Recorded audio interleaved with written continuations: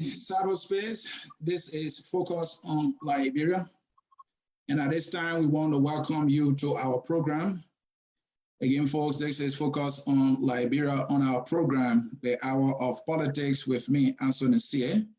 In today's edition of our show, we have with us officials of the Liberian Journalists Association in the America, or Association of Liberian Journalists in the Americas, who should be joining us today to have a very, very important conversation on the Ministry of Information and Journalism today in Liberia.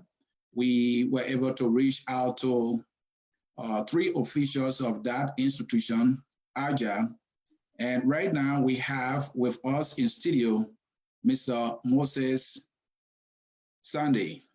Mr. Sunday, welcome to Focus on Liberia. Thank you, Mr. Sie. Thank you for the opportunity.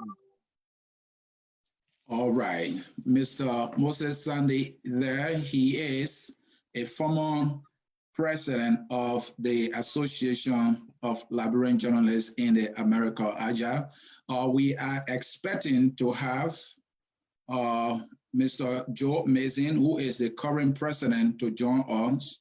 And we may be having Mr. Shetton, who is a current board member, to also join us in this conversation.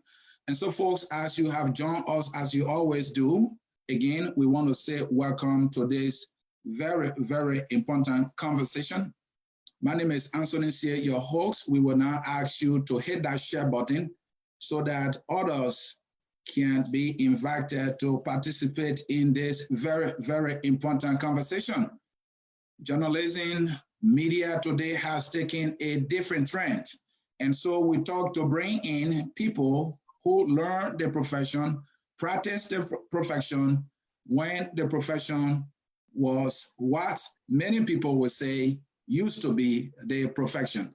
And so they are here, but right now we have Mr. Sunday in studio, and he will be giving an inside understanding of what the Ministry of Information is all about, their statutory responsibility, their roles, and the journalism profession, the ethics, the writing, the do's and don'ts, and all of that. And we will also talk about journalism today. That is what we have packaged for you. And I'm sure, just as you have heard from me, this is a very, very important topic. Social media has taken over. And so we want to know, how was it then and then now? So Mr. Sandy is comfortably seated. And again, I am Anthony Sie. Mr. Sandy, let's bring you in. First of all, I'm sure my audience looking at you right now will want to know who is Mr. Moses Sunday. Who are you? We want to know a little bit about you. Tell us a little bit about yourself, sir. I would let me say once again, thank you, Mr. Sie, and the management of Focus on Liberia for this opportunity given me as President Emeritus of the Association of Liberian Journalists in the Americas, ALJA, the most recent CAT president. I'm a career journalist. I went to the University of Liberia.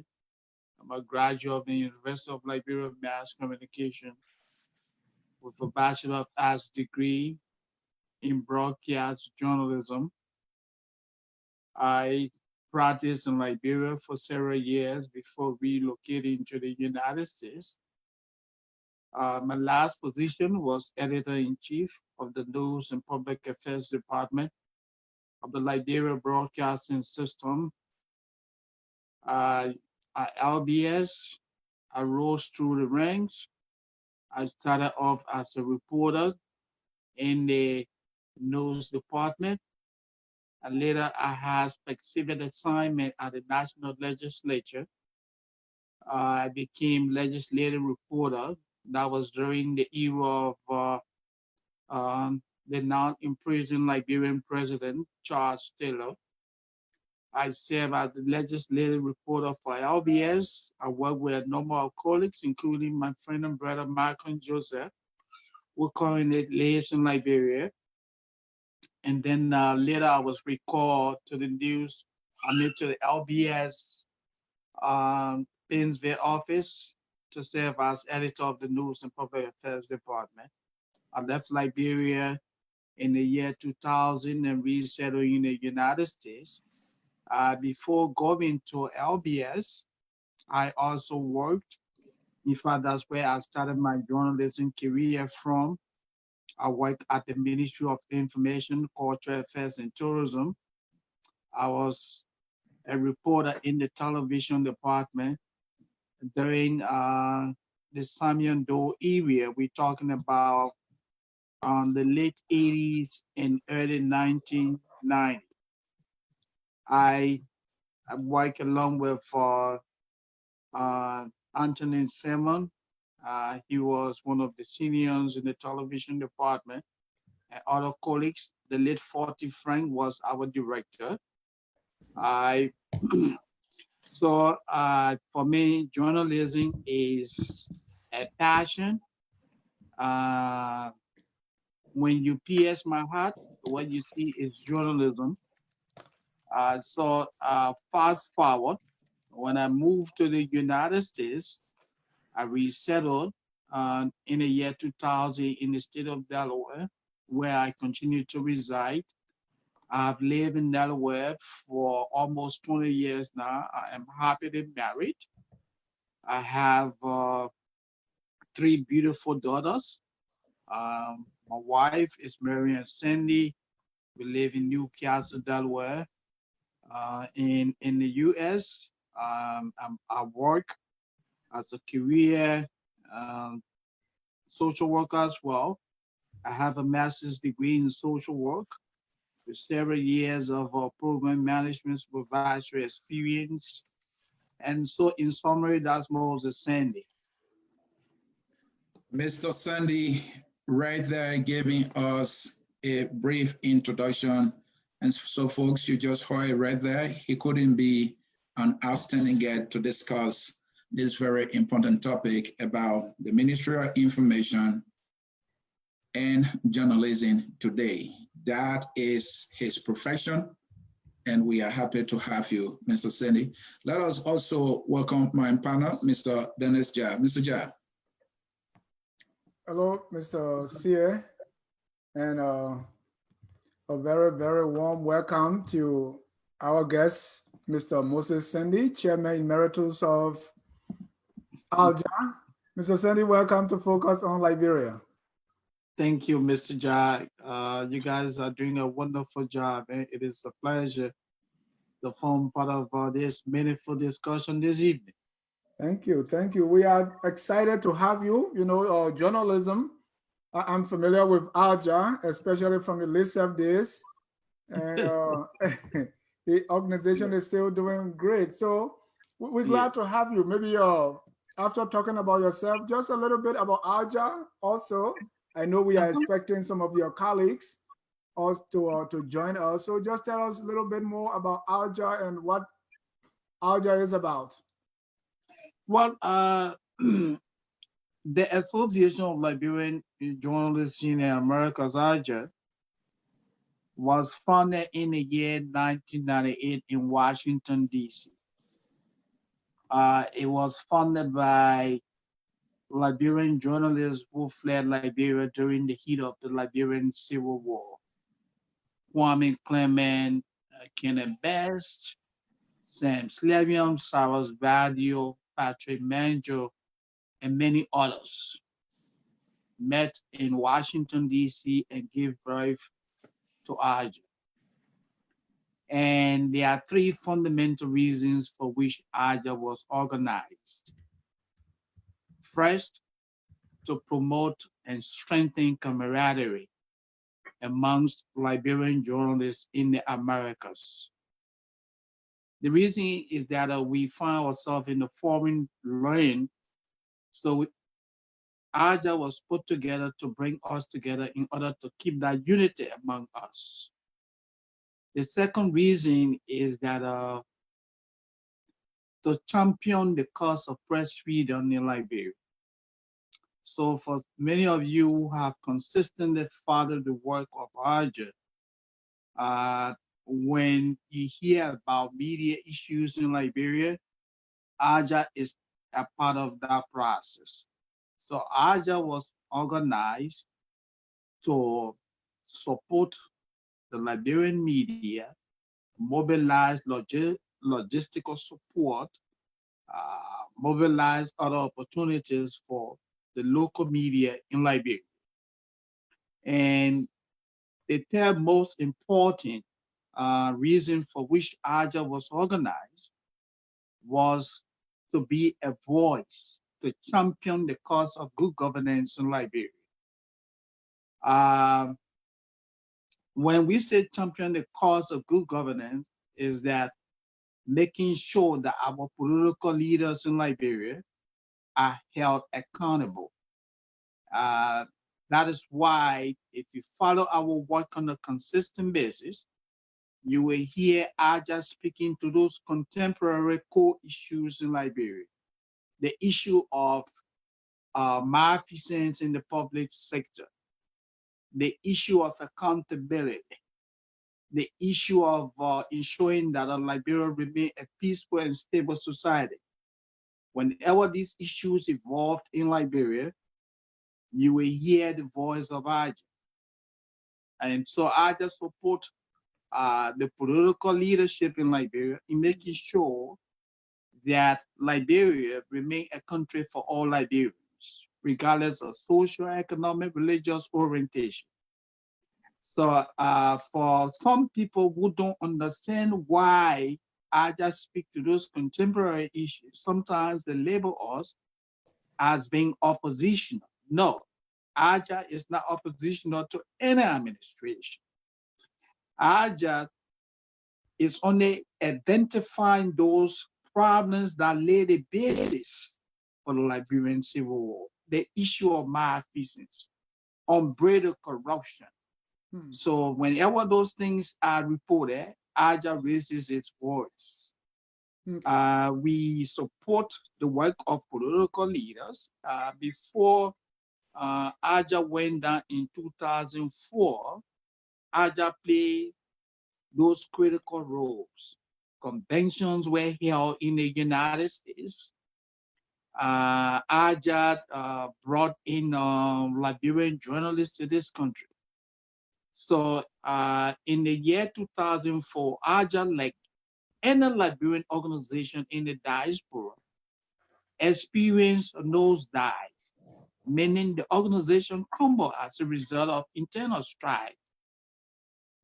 The reason for which the organization was founded in 2004 was defeated because we were just fighting among ourselves. And that was during the administration of Cyrus Badio, the former president of ALJA.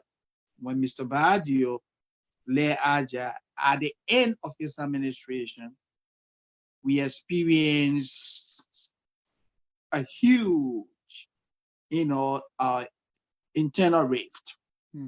ALJA went down for 10 years. ALJA remained dormant until 2014. Before ALJA went down, in 2004, after the Badio administration had faded out, a leadership was elected. Then I was elected as Assistant Secretary General of ALJA.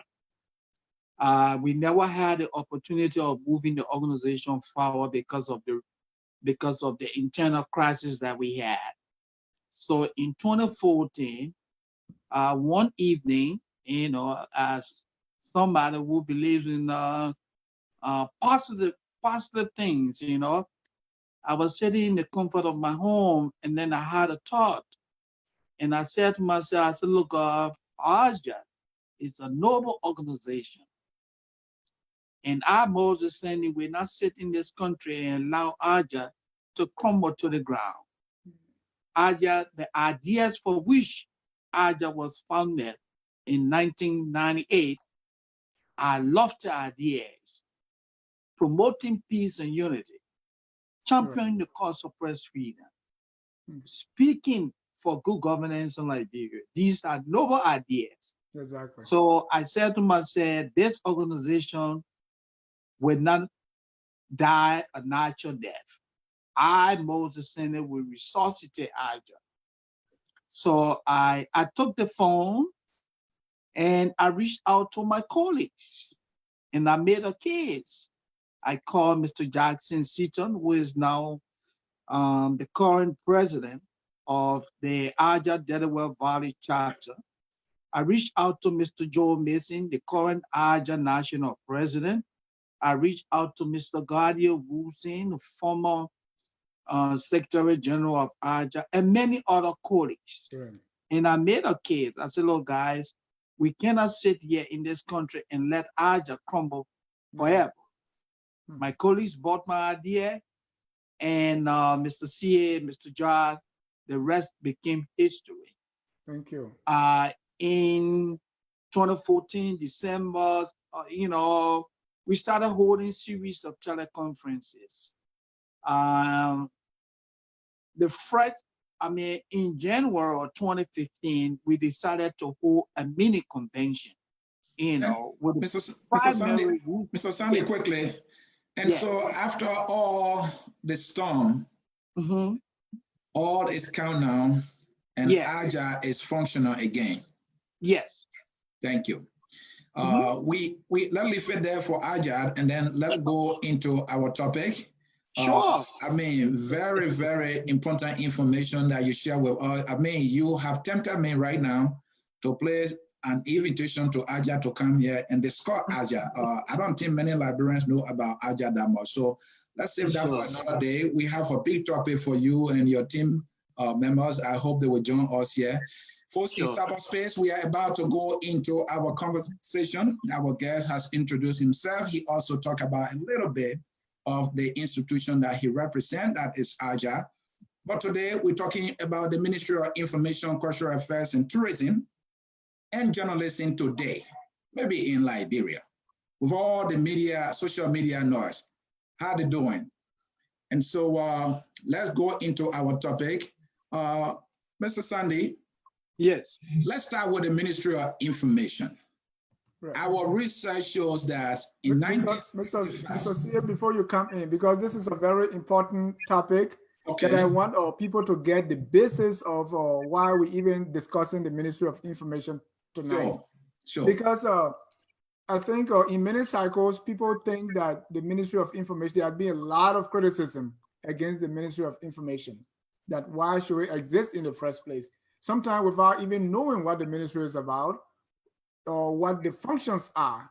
So that is against that backdrop that we have someone who has worked with the Ministry of Information and a group that is closely associated with that ministry to come and share some light on the history of the ministry, what the ministry has been involved in, or the act that created that ministry, and see whether it is relevant today. Should we still have that, or has other people think it should be something else?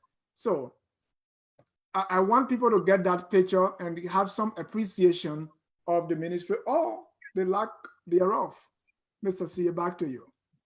Thank you. And so just as I was about to say, Mr. Sandy and Mr. Jha, in 1965, an act of national legislature created the Ministry of Information, Cultural Affairs, and Tourism to carry out a few statutory responsibilities, mainly to gather and disseminate government information, not only in Liberia, but also outside of Liberia.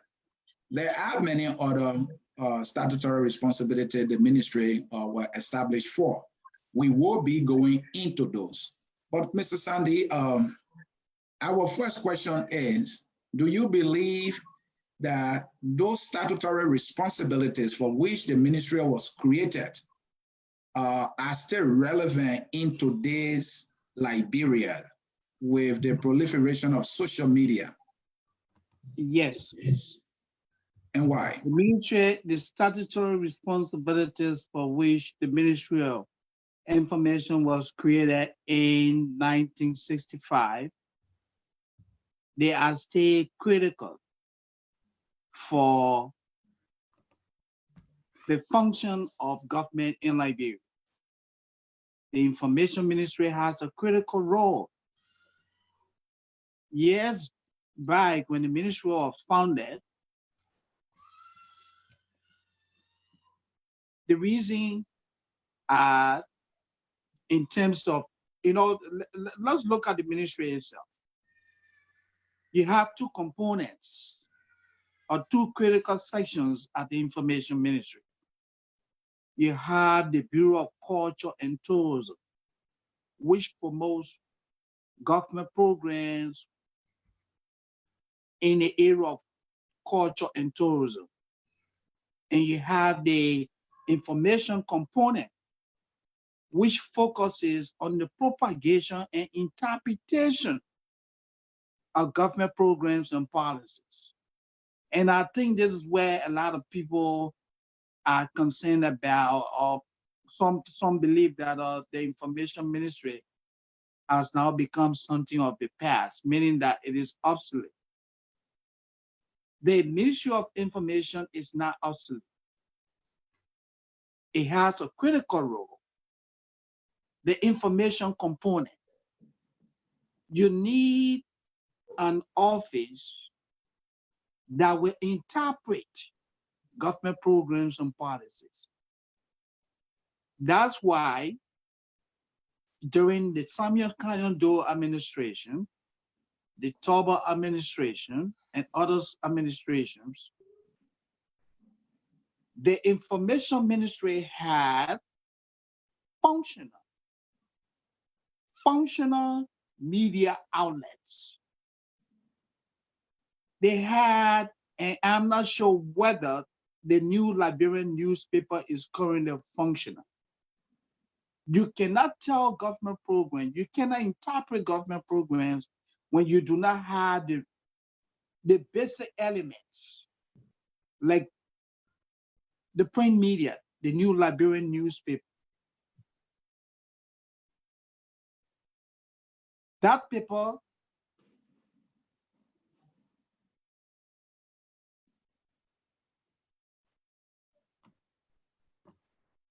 propagate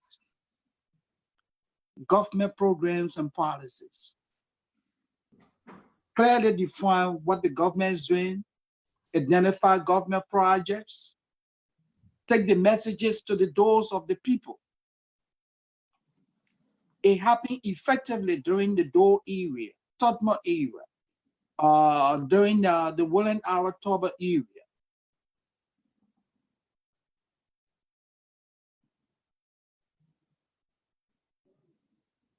Very functional, very effective. Then we had the Liberian News Agency, which is LENA. LENA had sub offices throughout Liberia.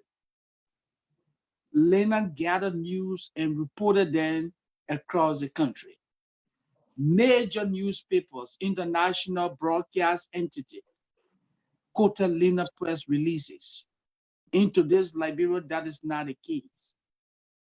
The new Liberian newspaper into this Liberia, I am told, it is literally dead. The Ministry of Information had its own printing press. Into this Liberia, the printing press, I am told, it is literally dead. And so out of the basic components, the Information Ministry had a radio and television broadcast department. I am told all of those basic outlets are literally dead.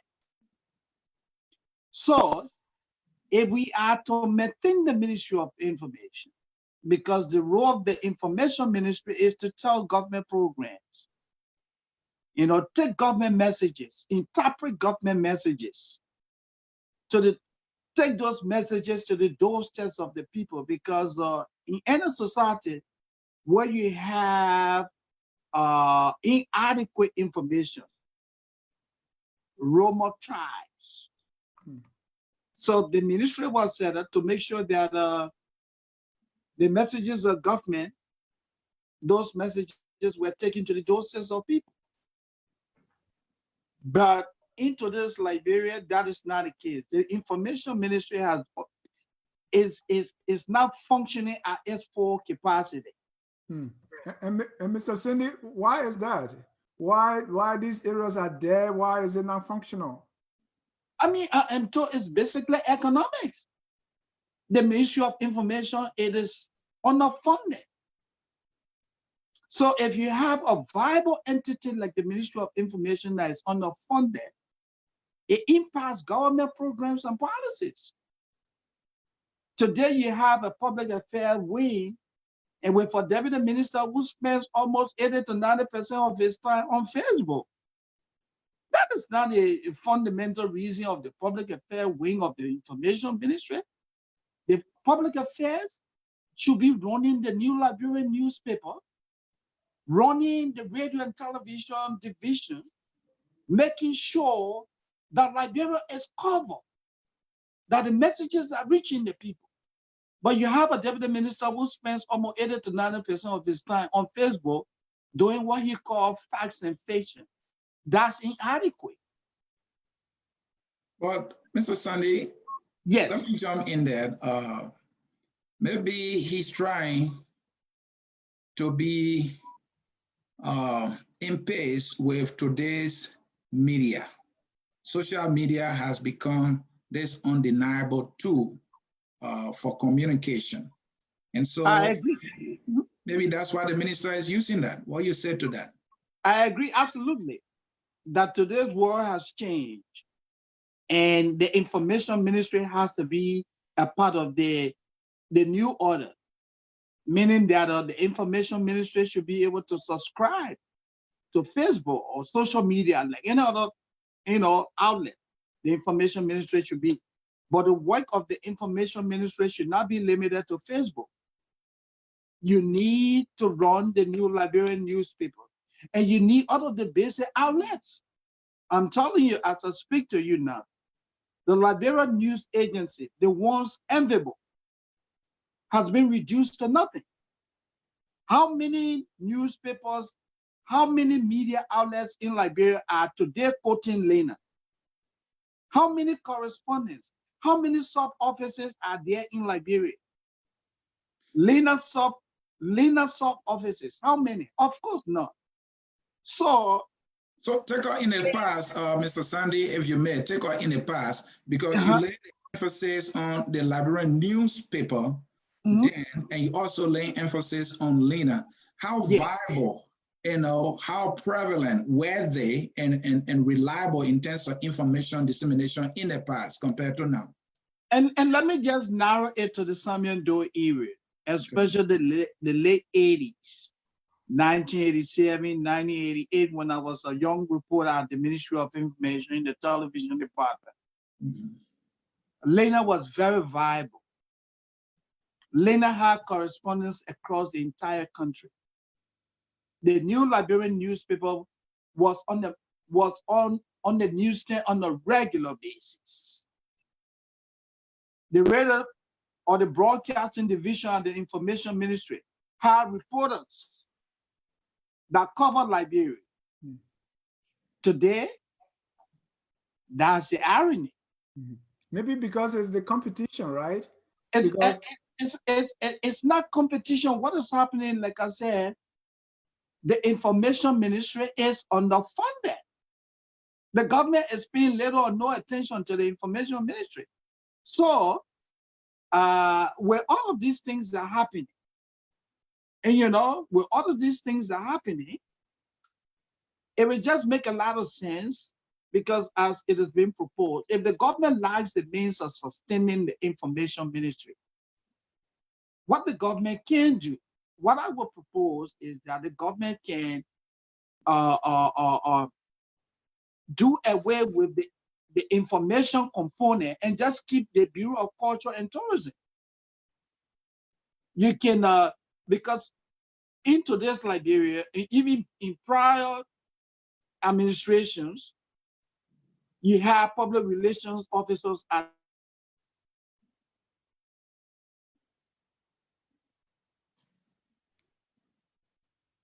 relations officers can be the officers of the various public relations officers, public relations officers, or the Department of Public Affairs at various government ministries and agencies. They can be strengthened. And that will help in the process. But if we want to keep the information ministry, then these basic components of the ministry that make the ministry effective, functional, viable, effective, then those various components have to be sustained.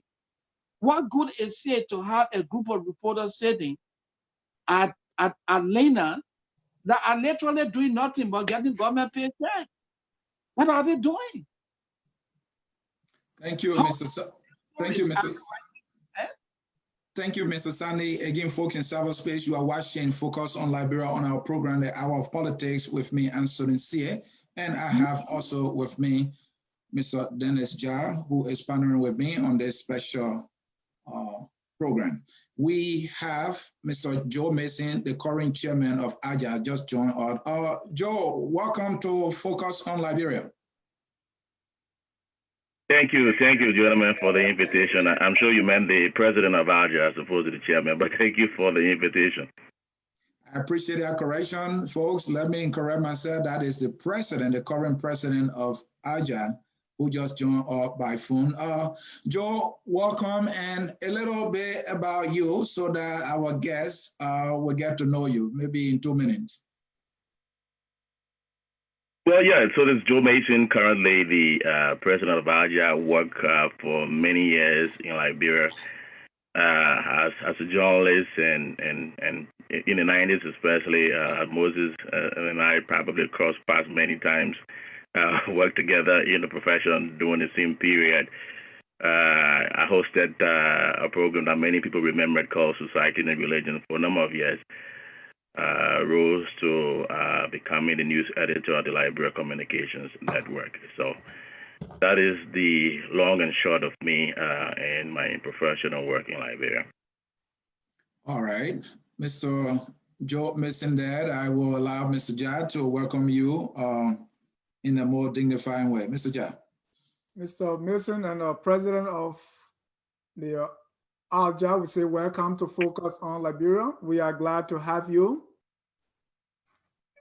Thank you so much. I'm pleased to be on, and thank you all so much for the invitation. Thank you. We've been discussing the Ministry of Information, Cultural Affairs and Tourism, which some people believe has been squeezed out because of the proliferation of media outlets that are so easy. Almost everybody controls his or her own television station by way of social media. So people are finding that the ministry has no use. And that's what Mr. Cindy was speaking to. What are your thoughts concerning the Ministry of Information, Cultural Affairs and Tourism and its relevance in today's media? It's tough for me to say whether it is still relevant, but one of the things I can say for sure that it's becoming less relevant every day. We understand the proliferation of media institutions. More than that, we have social media now that has completely transformed the way information is disseminated. Years ago, the information ministry was the sole arbiter of everything government. News coming from government had to come through the information ministry. Obviously, that is not the case anymore. Anyone with a smartphone can, disseminate information, whether it's from the government or it's from other sectors in the country. What I can say is this: the government, I think, needs to develop a comprehensive media and communication policy or strategy, one that provides information that is consistent and coherent across all sectors of the country, as opposed to the mixed messages that we hear from different parts of the government. I think it's important, as much as folks are sending information back and forth. We need an institution that can manage all the information, and until that is done, I think we might still need the Minister of Information around. But if they can develop a coherent policy across all sectors, then the information ministry obviously will become useless. Obviously, they still have the culture affairs and tourism department to manage. But as an institution that was created by an act of the legislature, I think sometimes in the 60s, to be the one disseminating government information, we can all agree now that that responsibility now is not something that is uniquely theirs. Because of social media, they've probably lost the control they had years ago. And Joe, before I go back to Sandy, some time ago, I believe it was in 2015, the Ministry of Information dissolved the Technical Services Department somewhere around July of 2015. And they also went to work and dissolved the Office of the Deputy Minister for Culture and Tourism.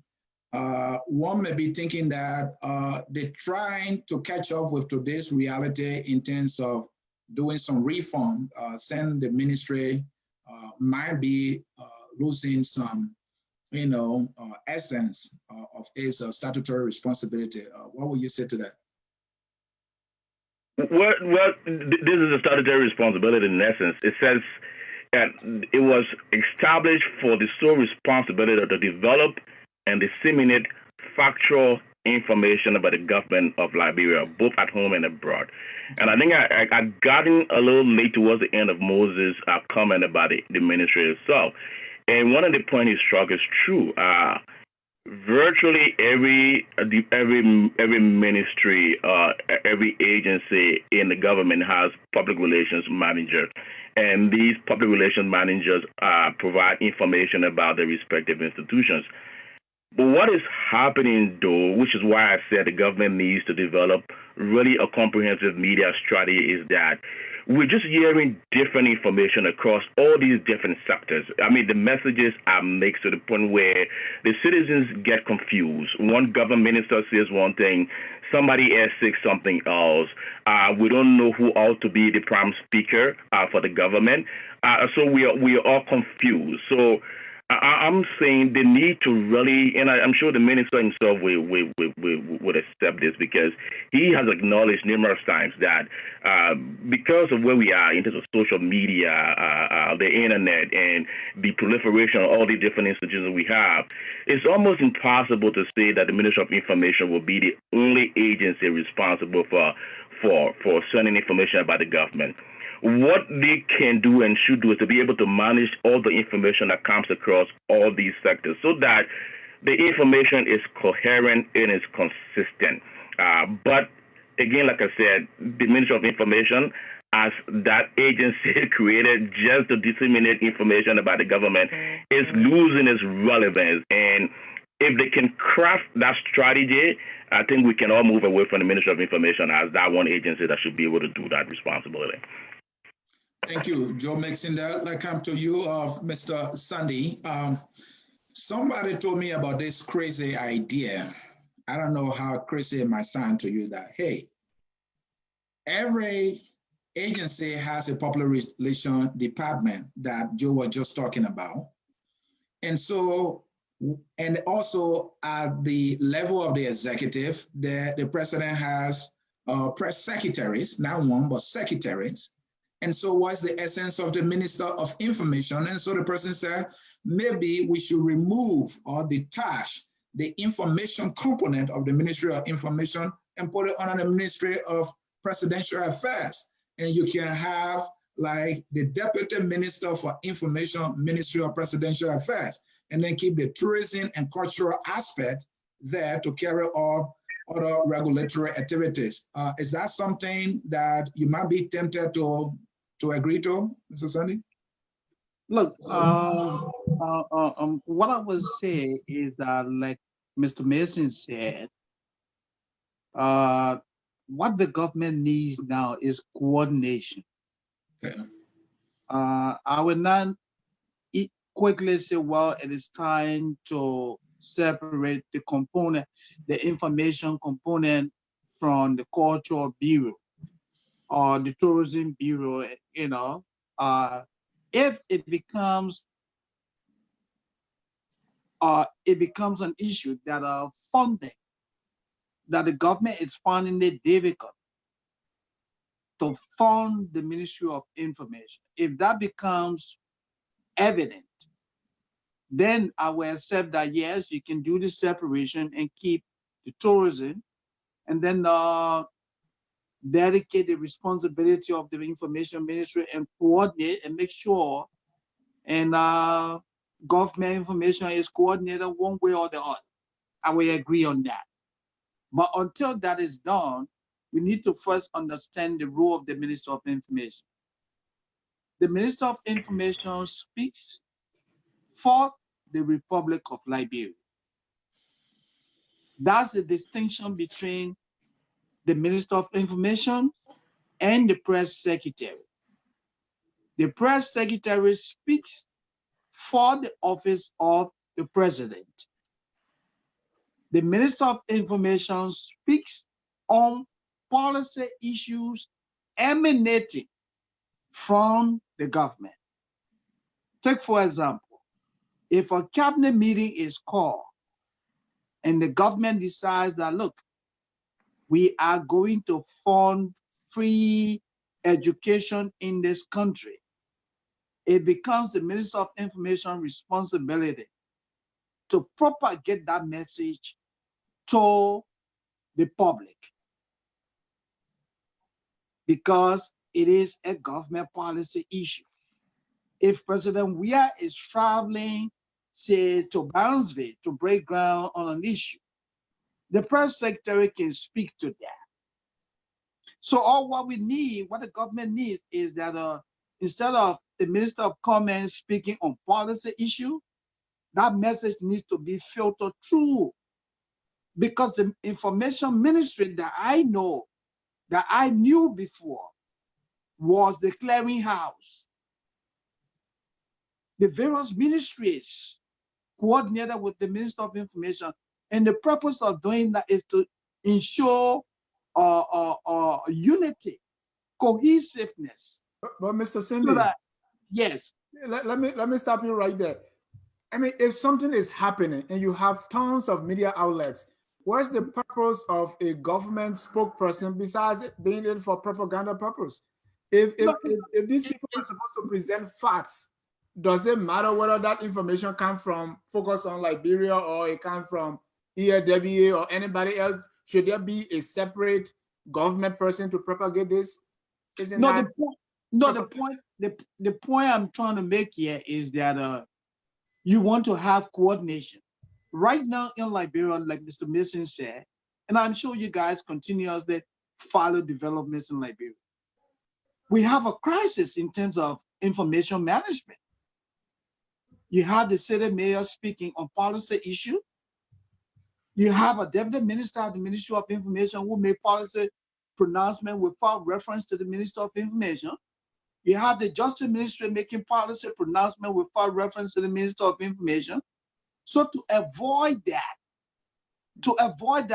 you want to come across as a government that is unified. You want coherence. If you make a pronouncement, let it reflect the collective input of the key players. But if I'm talking, Mr. Mason is talking, Mr. Sia is talking, then what do we listen to? That's the problem. Okay. To resolve that problem, like Mr. Mason said, government needs a communication policy that will ensure that the information ministry becomes the clearinghouse. But to make the information ministry the clearinghouse, the information ministry also needs needs support. If the information let me bring in Joe on this one. On the activities of the ministry. Yeah. Joe, Mr. Mason, how is this not propaganda if the Ministry of Information have to be the one talking? Well, I'm not sure it's propaganda as long as the information is factual. Look, when the Information Ministry was created in the 60s by, an act of the legislature, the internet was nowhere around. It was, so things have changed, and we need to adapt to the change in media landscape we have right now, and which is why I said the entire ministry now need to look at how the entire government needs to review information dissemination. They need to go back to the drawing board and really lay our strategy. I don't think they've done that to date. They haven't done that. Because we understand we cannot go back to the 60s and 70s and have the ministry operate the way it operated in the past, because things have changed. The way we consume information now has changed significantly. So they have to be able to adapt to that change. How they do that, it's not for me to say right now, but I think they really need to go back to that drawing board. Because like Moses said, and I think I've said it before, you want the news, because news is timely, as we all know that.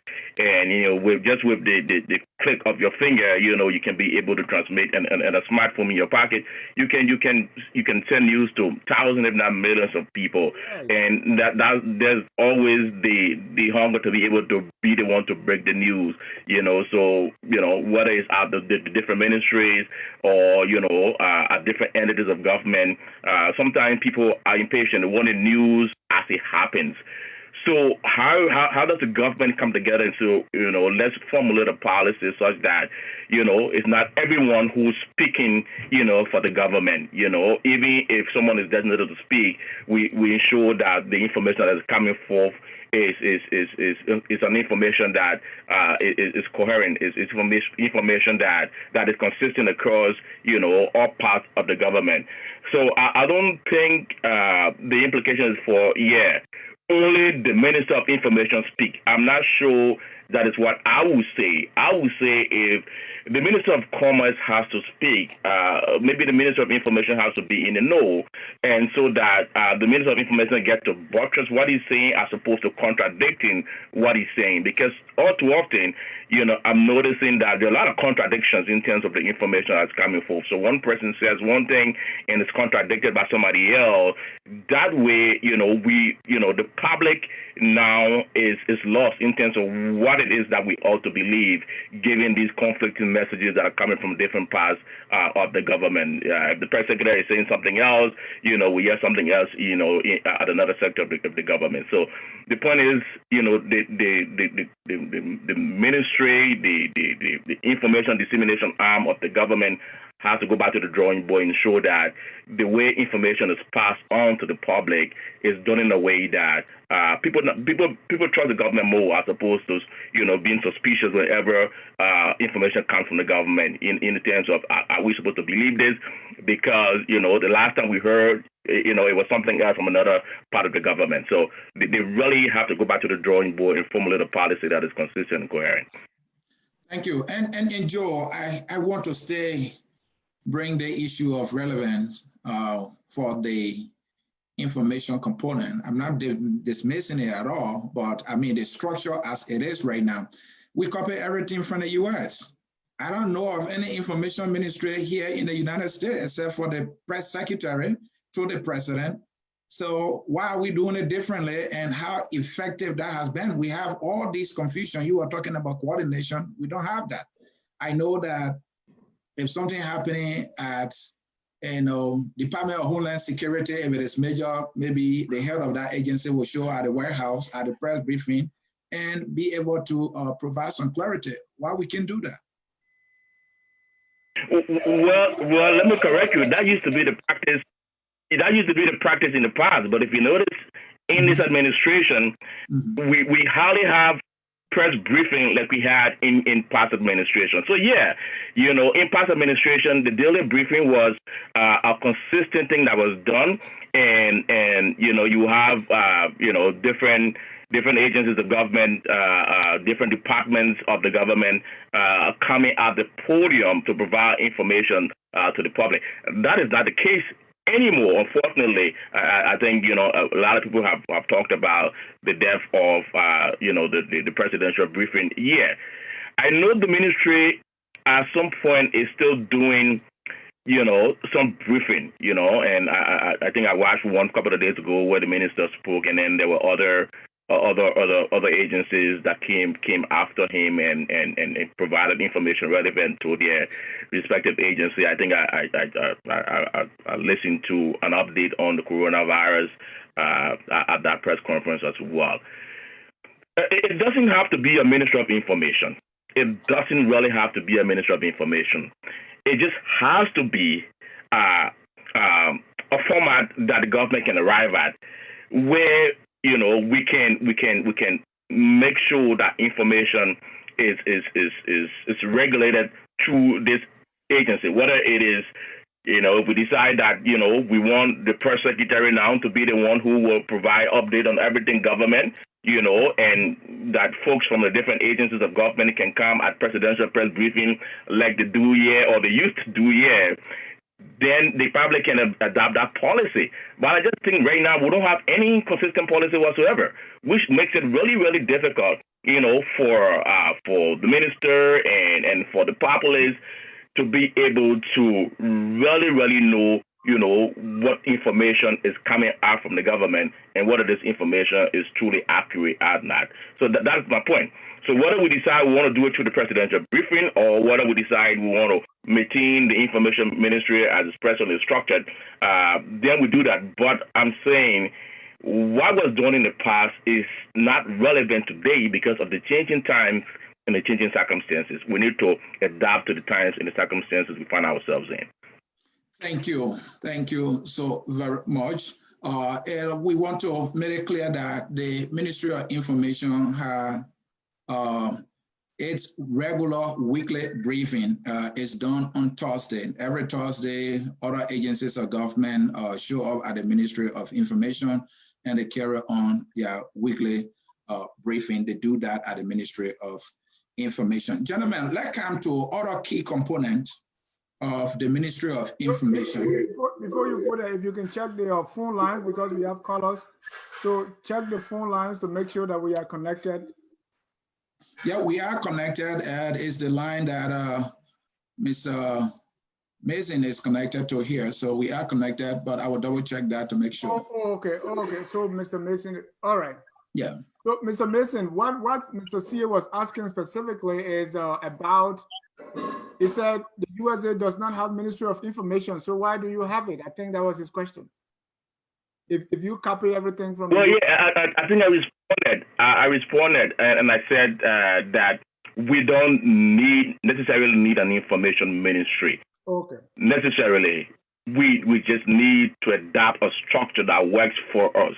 Whether we do it through, you know, the press secretary's office, you know, whether the press secretary becomes, you know, the one who is the regulator and one who disseminates government's information, whether we say it is the Ministry of Information, we have to develop a strategy, you know, that one is consistent with our current realities in terms of the changing media we have that has been so affected by social media and the internet. We need to be able to have a defined policy in terms of how government communicates to its people.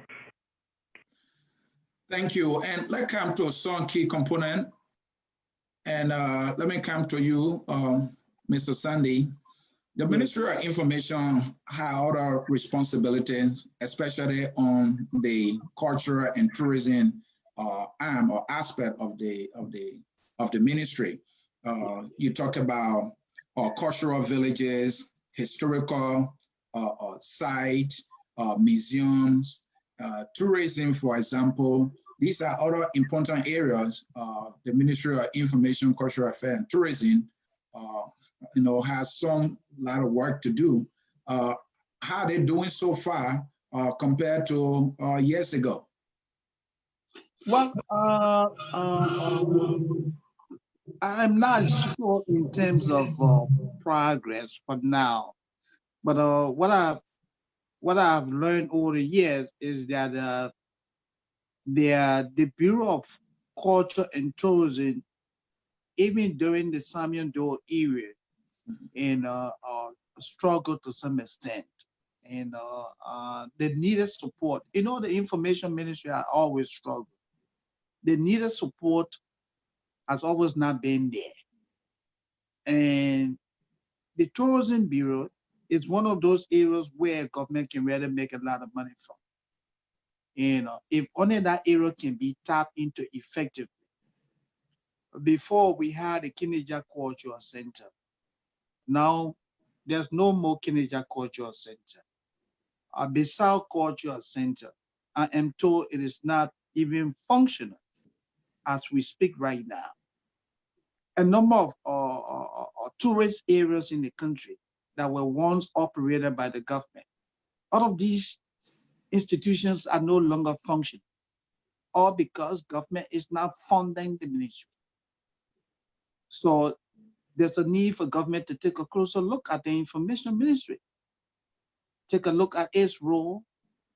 If the government is challenged to the point that it is unable to fund most of these key components of the ministry, then maybe they can try to make the appropriate adjustment that will allow the ministry to survive.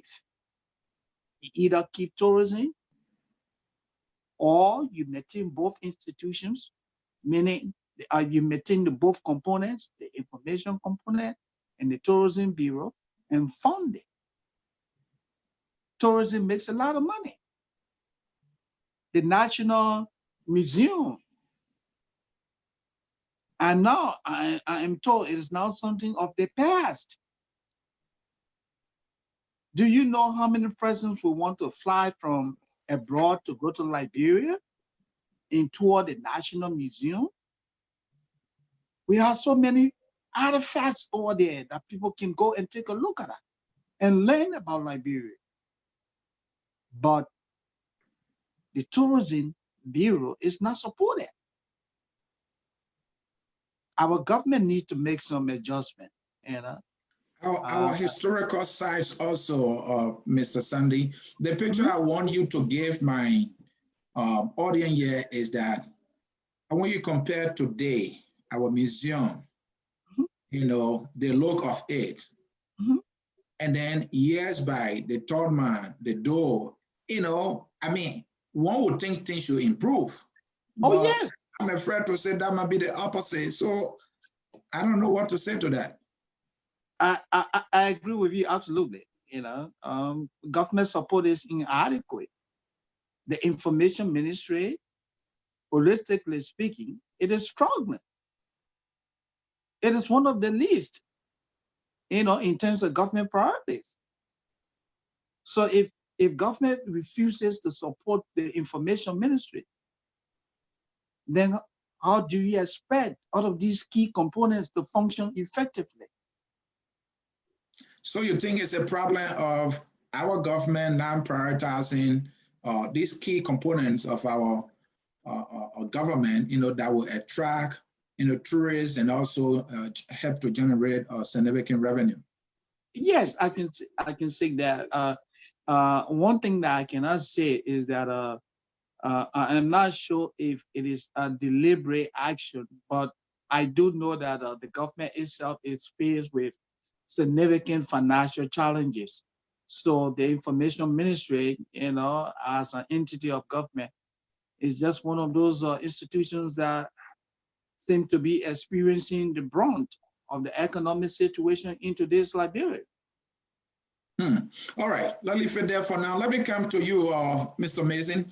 I know the Ministry of Information, Cultural Affairs and Tourism also has its own foreign mission or assign people to our foreign missions. You want to tell me the significance of that? I know we should have one in Washington, London, Paris, Abuja. And I mean, tell me about it. What's the goal there? What government is trying to accomplish? Obviously the government, goal is to use this mission to portray a positive image about the country abroad. And that I'm sure is the responsibility of these press and consulars that we find in these different embassies across the world. But again, I think like Moses said earlier, these offices are really struggling financially. I know for a fact that because we do have colleagues who work at these different embassies and who have complained of the lack of support. So I think the government really needs to do more. I mean, coming out of crisis like Liberia, we need to really portray a positive image of our country abroad if we are to attract investors or tourists to our country. In the absence of that, we'll have these offices in these countries, and they will be doing nothing virtually. So I think it's a matter of support. We understand the country is going through some really tough times now, but we need to really prioritize some of these foreign missions. Whether we have to consolidate some of them, I think is something we need to consider. If we do not have the resources to support every one of these missions that are spread across the world, maybe consolidation will help, help them do the work and be able to support the work they do. So that is something, I think the government should examine as well. But they do good work. We know some of the colleagues, we work with them. They do really good work across the world. And I'm hoping that they can get adequate support to continue to do the work they do. Yeah, of recent, we heard about a new title that's been created for the foreign mission. They call it Minister of Council. And then all along, we've known this other title called Press Attaché.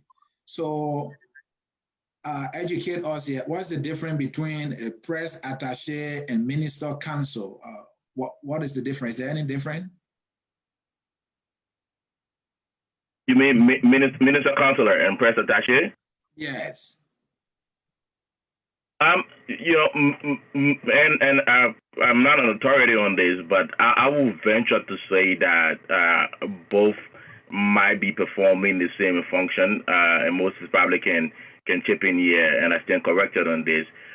Press Attaché, I don't think we're using that title anymore, because I think at the embassy in London and at the embassy in Paris and the one in Beijing, and the reason I mentioned those because those are colleagues that I know who serve in those different offices. I think they refer to as Minister Consular. Even in Washington, I think it's Minister Consular as opposed to Press Attaché. But again, like I said, I'm not an authority, and maybe Moses can be able to chip in here. Yes, Mr. Missing, I'm also not an authority in the operational government. But if you just look at the two nomenclatures in Press Attaché and Minister Consular, both titles are synonymous. The job responsibilities are identical. Mm-hmm. The role of the Minister Consular is to project a positive image of the government abroad. The role of the Press Attaché is to project a positive image of the government abroad. So it's just a matter of title, but the job duties and responsibilities, I would surmise, are the same. Like Mr. Mason said, what I know of that is happening now is that our colleagues have been referred to as Minister Consulars. They speak for the embassies at which they are assigned. They propagate government views and policies on issues in those countries. Thank you. Even with that, and let me just elaborate further. Go ahead. Even with that, with the critical work, which most of our colleagues are doing, they are literally struggling government is now funding the information ministry. So the minister councilors abroad struggle financially. No support. You guys go for months without paycheck. And so now you tell me. And Moses, not interrupting you, but I just wanted to add this. And I know of a colleague who literally had to relocate from the apartment he had because the government was not forthcoming with his salary, so he could not offset his rent. So it just speaks to some of the difficulties, folks who work in embassies across the country are going through right now. And not just the minister consular, but I'm sure you all heard stories about the late ambassador in Senegal, who reports had it was sick and the government could not pay her bills on time. And these reports are not substantiated. So let me say that off the bat. But if that is true, then if the ambassador themselves are having difficulties in terms of securing money for the salaries, you understand too that the minister councilors will also have difficulties. Mind you, I think the minister councilor are under the information ministry, which is why I'm sure you asked the question as opposed to the ambassador. So let me make the distinction. Yeah, and just to piggyback on what you said, Mr. Basing, our colleague Gabriel Williams, the former minister councilor at the Liberian embassy in Washington, D.C. The Liberian government dismissed Mr. Williams without paying for several months. Can you imagine in a foreign land? Mr. Williams was representing the government of Liberia, working around the clock, and the government dismissing without paying this man several months. How do you treat your own citizen like that? All so right. his situation, Mr. Williams's situation is just a tip of the iceberg. Now, of the many problems that our colleagues who are minister councilors across the world are dealing with. Inadequate support. Yeah, we are focused on Liberia, have read numerous news articles pointing in that direction. Almost all the embassies around the world are having serious challenges. Government is further behind. I read an article at some point that some of them were being owed like up to 6 months. And so there is, I can say, an open secret out there about the challenges the embassies around the world are fixing. Mr. Jay. Let me come in, Mr. Sunday. Doesn't that speak to a broader problem that these ministries or government is growing, but then we don't raise revenue? Let's say, how does the Ministry of Information, Cultural Affairs and Tourism, for example, can raise money so that it will be able to fund its own programs besides, everything coming from the national coffers? How? Well, like we said earlier, tourism is a viable area around the world, a viable sector of the economy. So I strongly believe that a government decides to invest into the tourism sector or into the tourism bureau of the information ministry. You have Bissau Cultural Center. You have several tourist sites in Liberia that government can invest into. Elevate the level of the National Museum. And then you charge fees for people who want to go there for historical research. People who want to go for sightseeing, exhibition, let them pay little fees. Government will generate money. We had Kenya. Now, since we don't have Kenya, if government can invest into another area that can become what? A tourist site for people leaving other parts of the world to go to. Government will generate a lot of money from there. The Providence Island. Don't forget Providence Island. Yeah, Providence Island is right there. Another beautiful site for tourism. You know what I mean? You know how many, in terms of dollars and cents, do you know how much the Liberian government would generate? If only government can upgrade, you know, things at the Providence Island, you know how much they will make?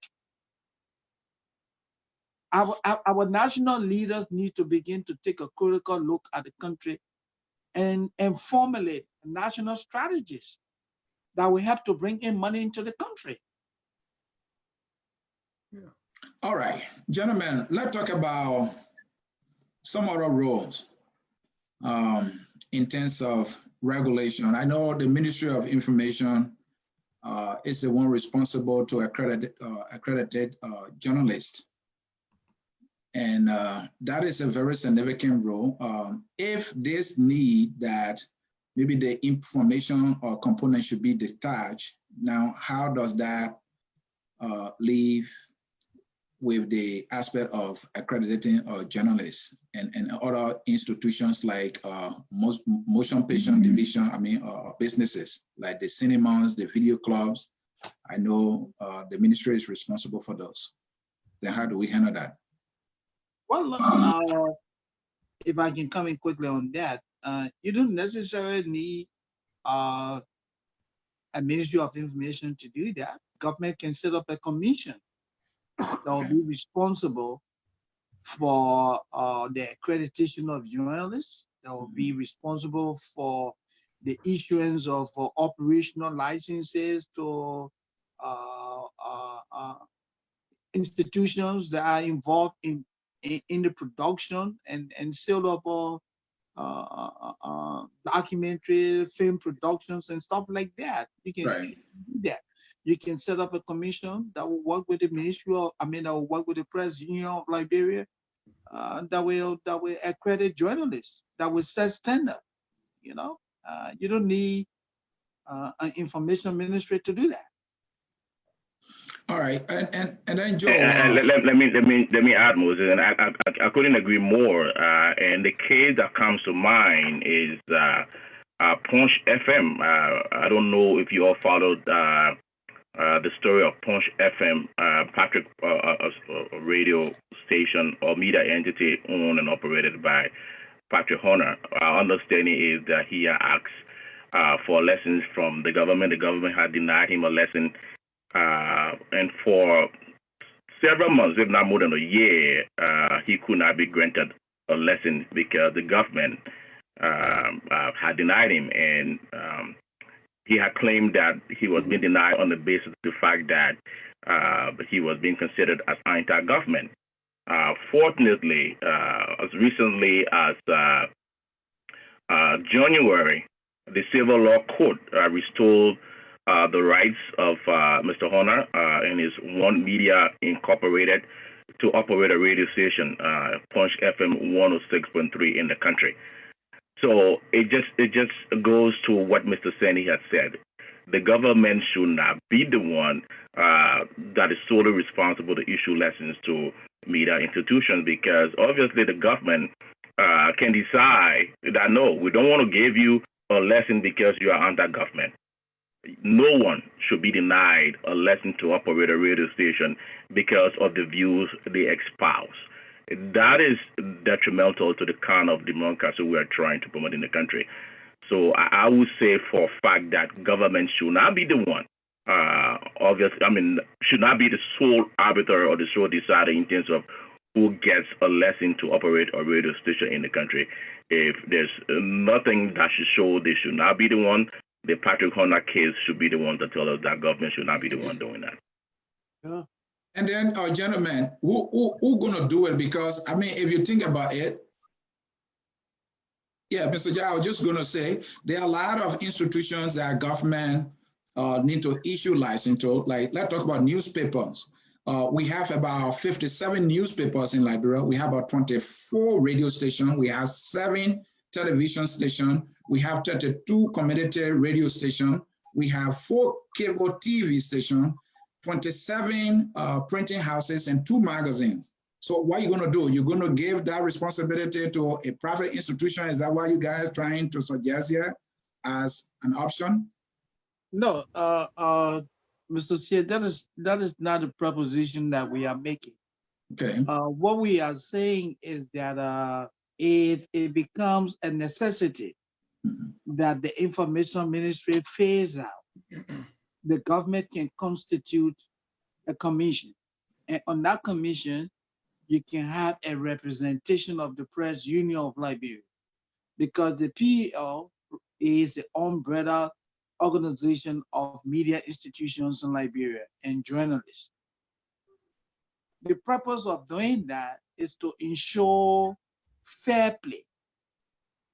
Because like Mr. Mason said, you don't want to delegate this responsibility solely to a particular arm of the government, where if Moses Sandy, who may erroneously be seen as an enemy of, hypothetically, the we administration, and he decides to run a radio station, and Sandy applies for an application, and the Minister of Information say, well, that's Moses Sandy.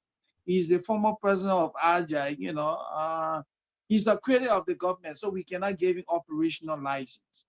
What we are saying is that we want a system where people will be judged, you know, based on competence, based on the standard, based on the ability to perform, not somebody judging a particular individual or entity because he or she believes that the person is erroneously an enemy of the administration. That's the point we're making. Thank you, Mr. And I think the same applies here, Moses, because and we all live here. We understand that the agency responsible for regulating radio, television, and the phone industry is the FCC, is the Federal Communications Commission. We understand that broadcasters need to obtain a lesson from the government. Because according to the law, the public owns the airways, so we need to obtain lessons from the airways. I mean, from the government. But the government needs to set up an independent agency. The agency has to be independent, so that way the government is not perceived as interfering in the issuance of licenses or regulating, radio, television, or newspapers. That's what we're saying. We're not saying the government cannot be involved. We're saying the government has to set up an agency that is independent of the government to be able to perform that responsibility like the FCC does here in the States. Thank you so much, Mr. Mason. Let me go on Facebook and read questions or comments. And if you're just joining us, this is Focus on Liberia. I'm sharing the stage with Mr. Ansoni Sia on the Hour of Politics. We are discussing the MICAT, that's the Ministry of Information, Cultural Affairs and Tourism, and journalism today. We didn't even come to the journalism part yet, so stay tuned. And if you want to be part of the conversation, we have the number posted, that's 605-313-6004. Punch in the code 791403. Musu Stewart is asking, in your expert opinion, sir, why is there a reluctance by the government of Liberia to adequately fund tourism? Was a proposal submitted for consideration? Question for you, Rice. I didn't hear that. Could you read? Why is the government reluctant to put money into the tourism aspect of the country? Oh, well, this is this person wants us to speculate, and no, I mean, this is your expert opinion. Yeah, my expert opinion is that I just can't comprehend why the government would refuse to fund the tourism sector of the information ministry. And when did this start? Was this happening before, maybe in the 70s, 80s, 90s? Let's go back to Samuel Doe era. When Mr. Doe was president, the information ministry, the Bureau of Culture and Tourism, and many of you who grew up in Liberia, who follow the politics of Liberia, will agree with me that to a greater extent, the Bureau of Culture and Tourism made an impact, was very vibrant. On many occasions, our young people went to what? Providence Island. Kinaja was the place to go. Bissau was the place to go. All of these entities were functional, to a greater extent. So all we asking for now is that let the we administration, rejuvenate the tourism sector of the information ministry by pumping some money into their bureau. Because when you do that, you're going to raise more money. It makes a lot of sense if they want to make money. Oh yeah, yeah. I mean, I couldn't agree more. I mean, tourism plays a vital role in supporting economic growth and providing, local employment as well. And then they also help to preserve our heritage, because when folks come to this country, the locals directly benefit. The goods and the services that local folks provide, the tour guides, the owners of restaurants and entertainment spots where these tourists go. This put, our local people, in the front line to reap really substantial benefit from tourism. So I think they really need to prioritize tourism. They have to really have a well-designed plan. Look at Ghana right now. We talked about tourism and the significant boost the Ghanaian economy is getting from the tourism industry. Tens of American citizens and people from every part of the world, they're flocking into Ghana right now, and Ghana right now is, years ahead of where we are. But we can make progress, and I think if we begin to prioritize the industry, I think we can benefit as a country. I agree absolutely, Mr. Mason. All right, gentlemen, let's get to something a little more exciting. The Ministry of Information, we can agree, has been playing a very important role, and there have been a lot of players, past and present.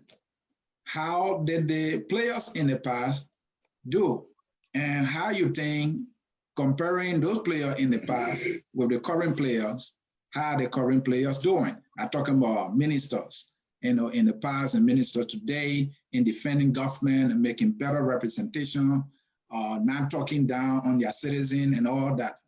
Give me a comparative analysis right there. Let's start with you, Joe. I think Joe has okay, he's back. That is a really tough one. Again, I think it's even more challenging now for the current minister when it comes to propagate government's message for many of the reasons we talked about earlier.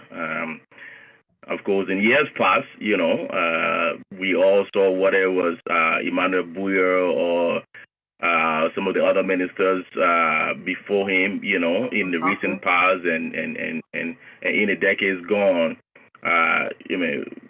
Those ministers, they had, I think, an easier task in terms of, disseminating government information.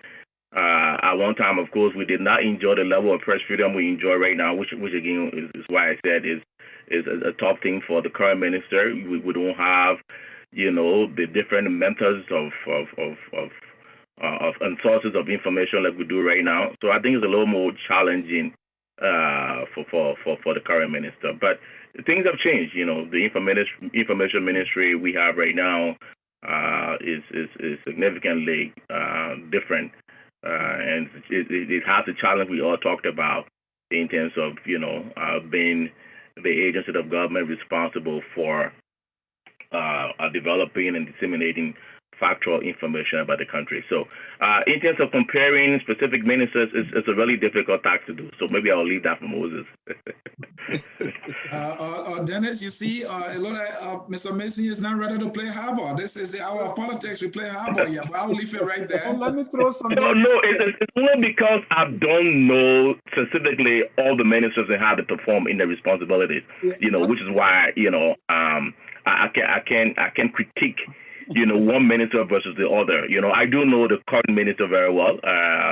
He's a friend and a colleague. We worked before together, so I do know him very well, and I know for a fact that he's up to the task. Obviously, there are challenges again, like I said, given everything we talked about. But it's tough to compare him to other ministers that I don't know as well as I know him. Thank you. Yeah, Dennis.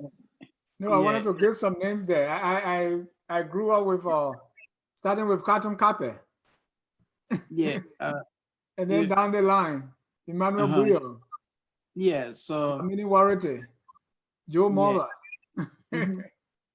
If I can just comment on that, the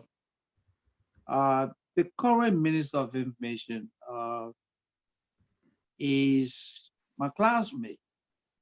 We studied in the Department of Mass Communication at the University of Liberia.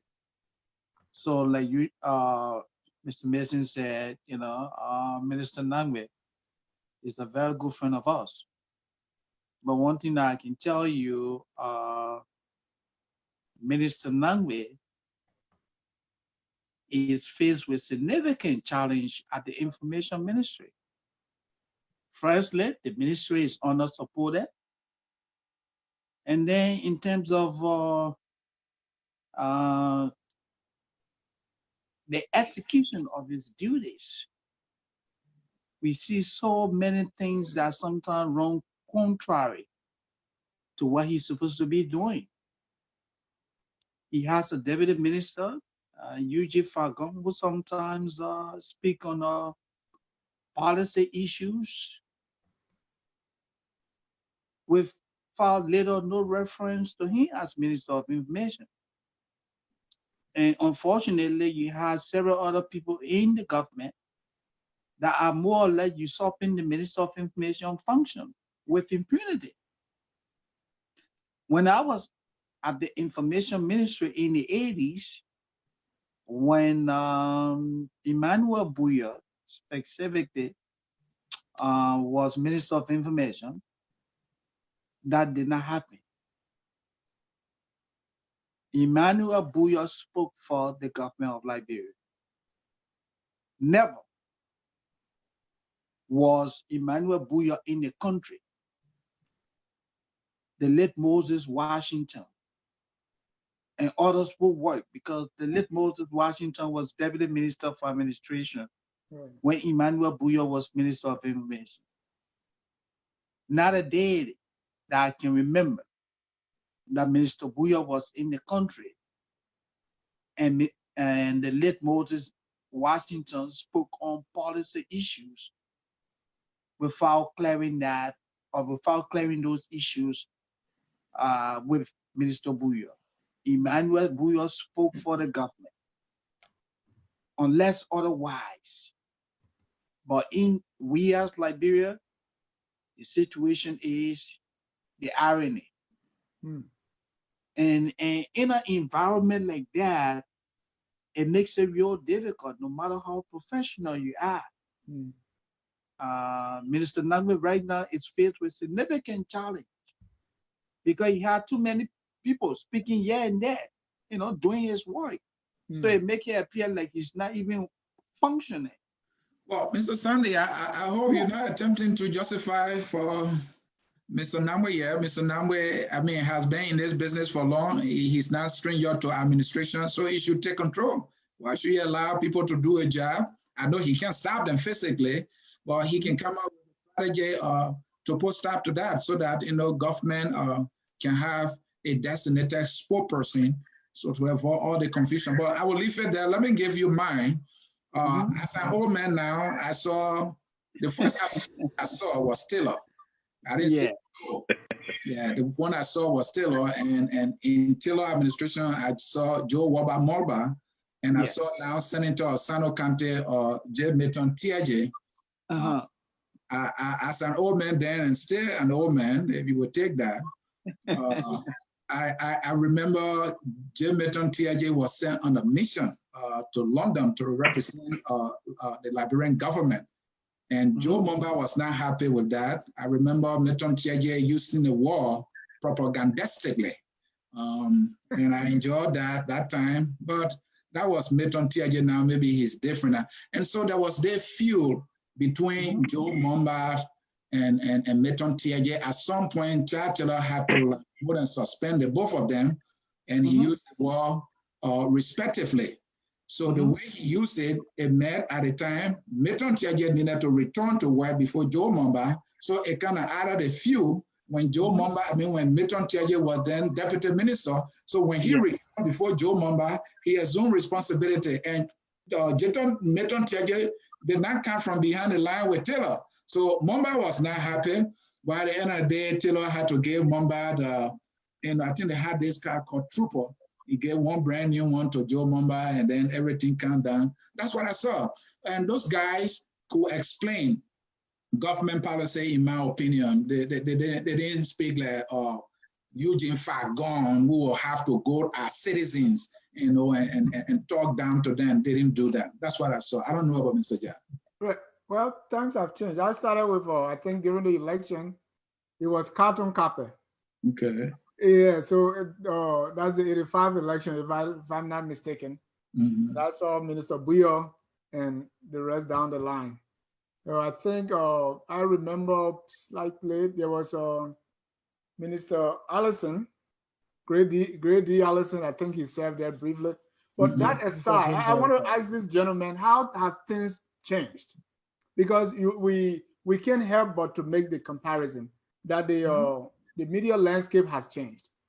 There's no business you going to sit down to, and I was talking to somebody who said, well, these days, even for anybody to make coup by capturing a radio station will be difficult because everybody has his own station. You just grab Those yourself. days it was easy to go, you capture ELBs, you broadcast, that's it.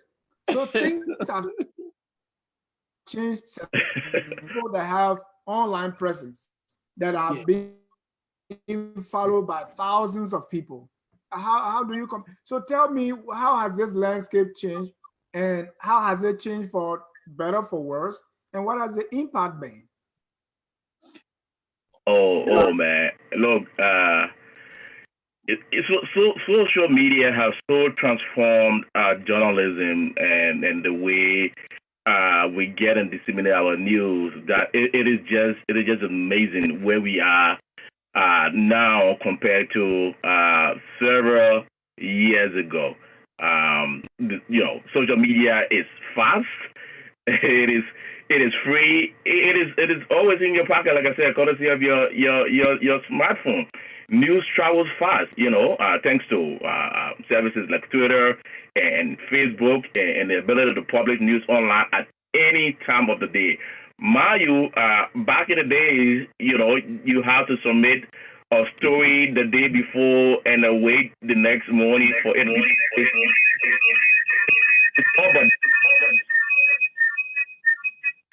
Sorry about that. Go ahead. Oh, okay, we lost him. Go ahead, Mr. Go ahead, Mason. Mr. Mason.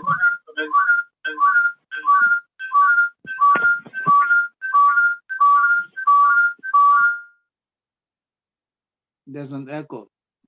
Yeah, there's an echo. We're having some trouble with the phone numbers then. Let's bring you in, Mr. Sandy, while we go to the phone lines. Let me bring the question. Why is the...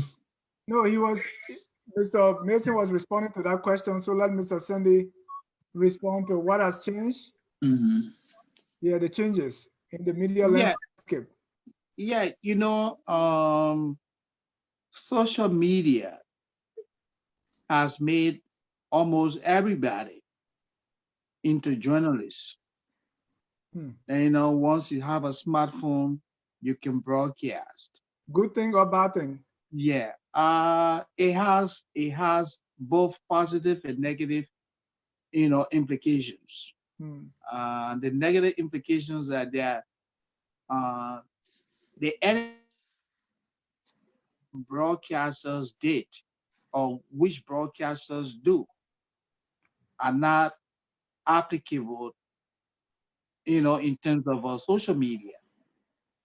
Images that are not to be broadcast, they are broadcast because those who are being broadcast are not being journalists. That's one of the negative things. In terms of positivity, social media has made the world a global village. You can stay in a part of the world and broadcast an event and it will go viral. That's one of the cool things about it. That I can stay right in the comfort of my home here in the United States and watch live a given situation in Lufa. It doesn't have to take a number of days for the report to get to Monrovia before it is broadcast through the formal media. No, somebody can just walk there with his or her cell phone and it is on social media. That's good. But there are, nothing that comes without limitations. So this is the point I'm trying to make. Social media has its good side. It also has its negative side. Okay. So based on that, what has the impact been? Has the standard of journalism, eroded because of that, or has it improved?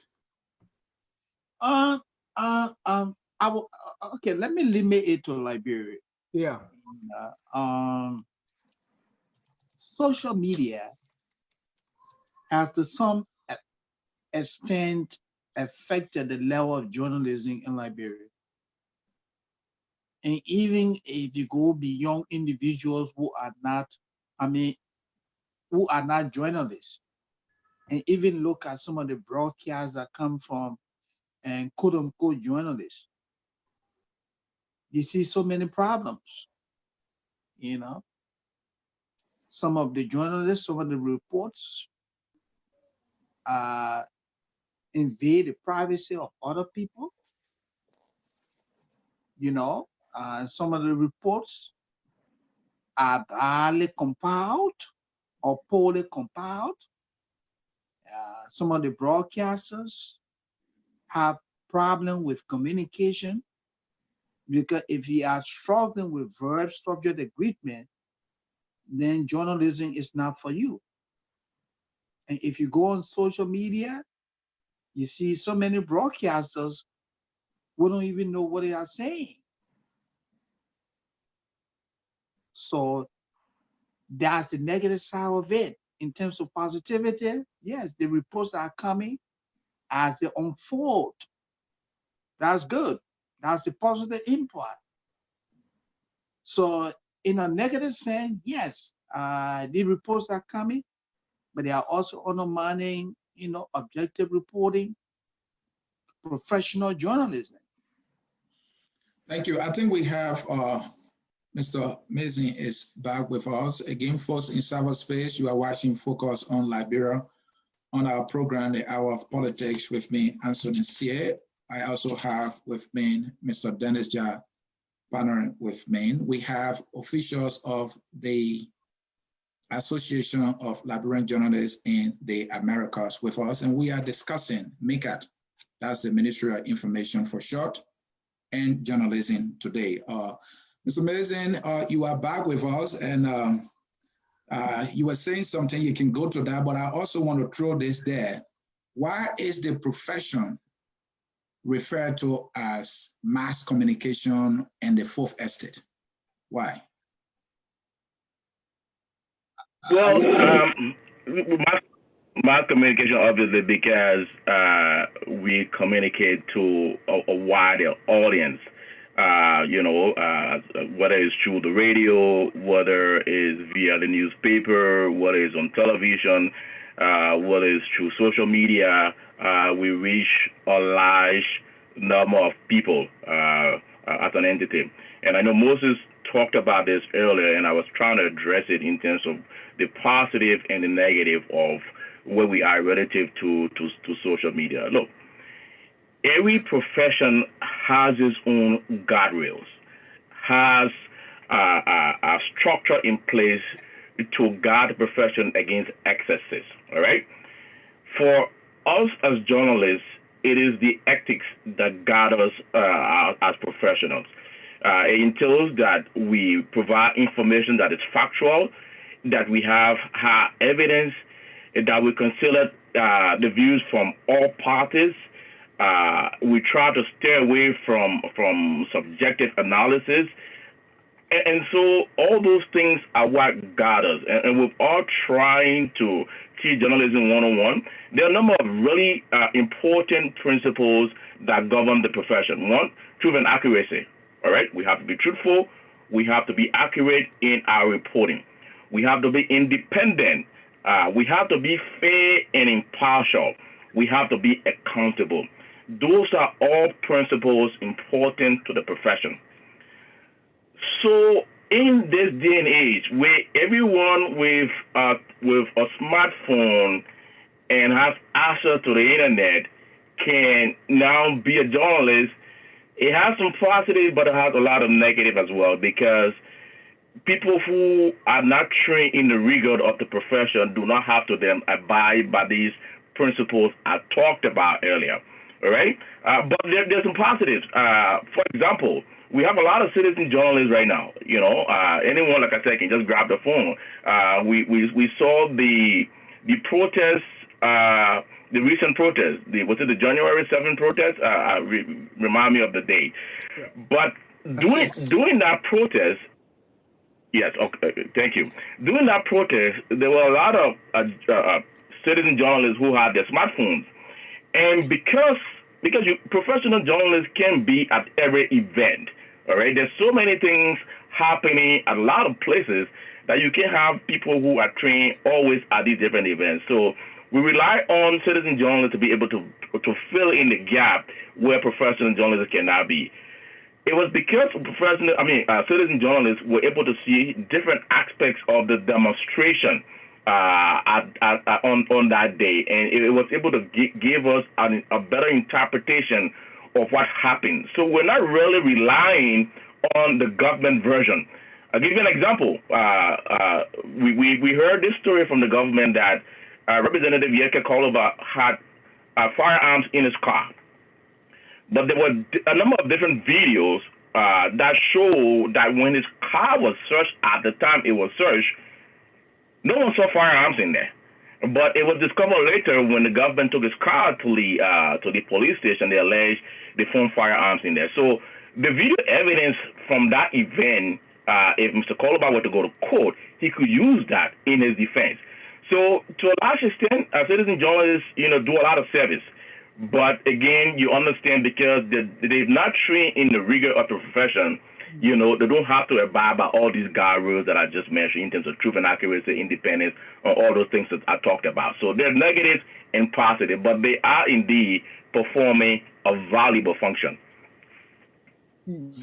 Thank you. Mr. Mason, there's always a question that comes to mind when you see the proliferation of talk show hosts, podcasts, the citizen journalists you talk about, and people that have some that have no idea what they're doing. And the question comes is, where is Joe Mason? Where is Moses Sandy? Where is Saros Kokowura Badio? Where's Aaron Colley? Where are these people? When I talked to somebody, he said, that's the shock of silence, that people are quiet. What's going on? Well, what to say?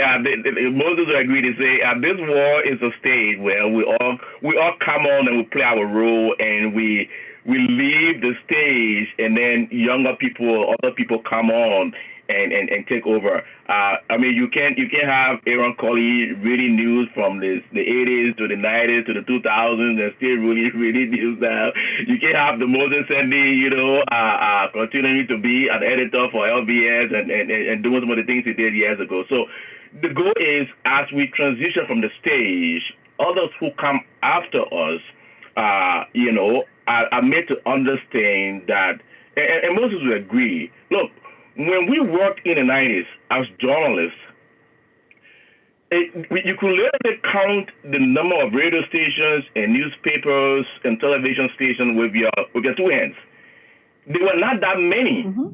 So just getting in the profession itself was really, really difficult. You had to go through that rigor of getting into the profession. I mean, the day if you were working for a newspaper, the day you saw your byline in the paper, you will literally call a party to celebrate, because it would take you months, if not years, of training behind the scene, doing your reportorial duties before your byline finally appeared. I can remember when I was given the chance eventually to get on air.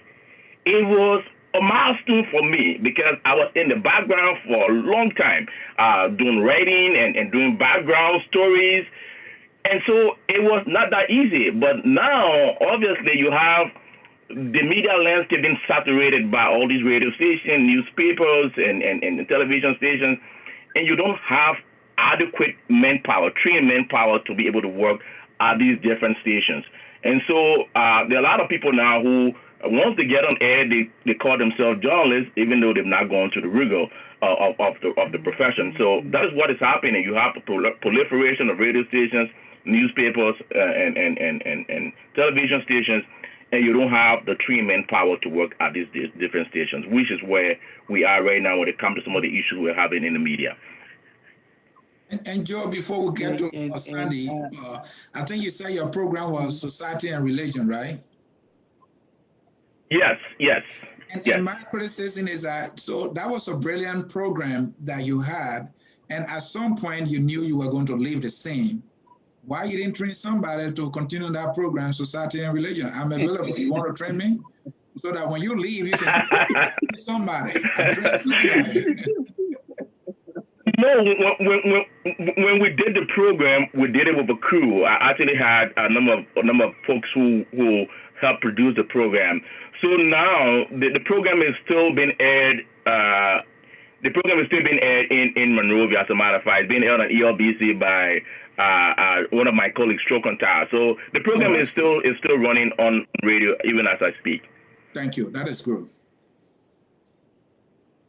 Yeah, Mr. Sandy. Yeah, look, I just want to add on to what President Mason said. When we were in the newsroom, are you claiming you leave? Yeah, like Joe said, we play our role. And so now we are in the background playing the advisory role, placing the phone call and sometimes coming up to speak to some of those media issues whenever it becomes necessary. And we continue to support our young people, who have the ambition. Because we cannot be there continuously, like Mr. Mason said. Sometimes it's better to stand aside and support others, because it was the same opportunity that was given us when we were young people. I can still remember when I was in the newsroom, like Mr. Mason said, man, look, Mr. Shea, those days it was difficult to even handle a news file, to be given the opportunity to go on radio and just do a 5-minute news summary. That did not come by easily. I was a very active reporter at LBS, and it took me years before I was given the opportunity to start doing a news summary. The first time I read, it was an evening newscast. I did 5-minute news summary. It was just one of my colleagues, the late Amos Andrew. Amos said to me, man, Moses, I said, yeah, tonight, the 10 o'clock news, it is on you, whether you like it or not. If you don't read it, I was so terrified. I grabbed the file and I read, and the rest became history. So the process was very, very rigorous. It's not what we see today. Right. Sometimes you listen to the broadcast, you get so embarrassed, because sometimes some of the broadcasters, they themselves don't even know what they're talking about. Right. And that's the next thing I was getting to, as to how the feedback has been, because you are trying to pass the baton. And yes. The young people these days, are they coming to you asking for advice? Are they taking advice, or are they looking at, Papa, your time finished, man. How has that experience been? Oh yeah, well, some are being very, very humble, coming around asking us for professional advice, and some are also being arrogant. When you try to correct them, like you said, they say, "Oh, Papa, and the thing you did in the 80s is not what we're doing now." So we just sit by and watch them and work with those who want to learn. I'm sure Mr. Mason can speak to that. Yeah, well, gentlemen, we have a caller. Let's take that one and we'll get back to you guys. Caller, your name and where you joining us from. This is Cyrus McGee. I'm privileged to be calling you from Minneapolis area in Minnesota. Cyrus, And welcome, I'd like to say welcome. good evening. And thank you ever so much. I feel like my bosses are on the shore, but I just thought to call in to give my own perspective as it relates to the young people in the media, especially some of us who came in the early 2000 or mid 2000 on to present, the transition we now see and where we are and what we can do. There is no doubt that there are a lot that will be done to kind of rescue the media landscape of Liberia. I can remember back in 2004 when I joined the High School Press Association of the Liberian Broadcasting System. You had Mr. Moses Double, Titus Kamabaka, Alfred Rogers, Isaac Red, and others who were there to kind of put the young people who had ambition of stepping into the media into the right perspective. And I remember those days when you have an opportunity to appear to read 5 minutes for your high school and you are not prepared, and Moses Double tells you that you're not getting on, you know what it means. And through those hands were provided first-hand training as it relates to media broadcasting. As a matter of fact, a lot of us were interested in the radio, though other people went into the print media, which I had to also took an advantage in.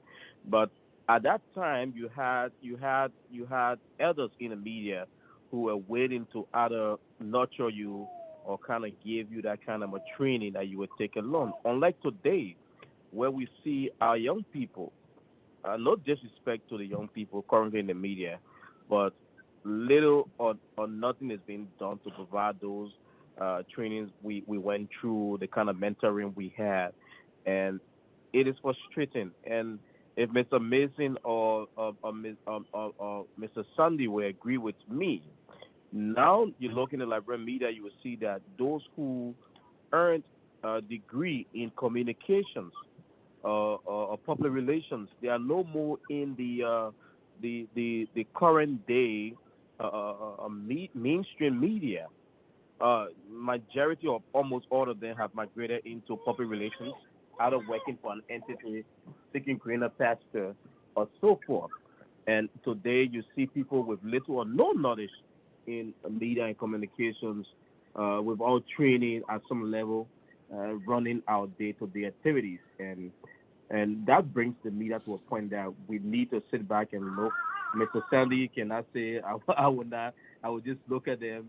Mr. Joe Macy will not say. That's why we push that the ALJA today should be an ALJA that will be a more media development friendly environment. Thanks to Mr. Sandy for setting the pace. And today we are at a point that we have to provide more education and leadership for the young people. So I would say to you, you old folks, you cannot sit down, and I know it's like looking at your brainchild going down. The media is the brainchild of all of you. And Yeah. we got to encourage you to continue to put your pieces together and making sure that we rescue the Liberian media from where it is. And just before I leave you, I think one major factor that is leading the media into where we are today is the fact that politicians only media entities in Liberia. Almost every new institution you see now has some political attachment. Until we can get at a point where the PUL will have the responsibility to accredit other journalists or institutions and not leaving at the will and pleasure of the government decide who runs a media institution will continue to be at this point. Because right now the PUL or ALJA, the only thing the only power we have is to condemn our colleagues who will go on the wrong way ethically, but you cannot stop a person from running an institution.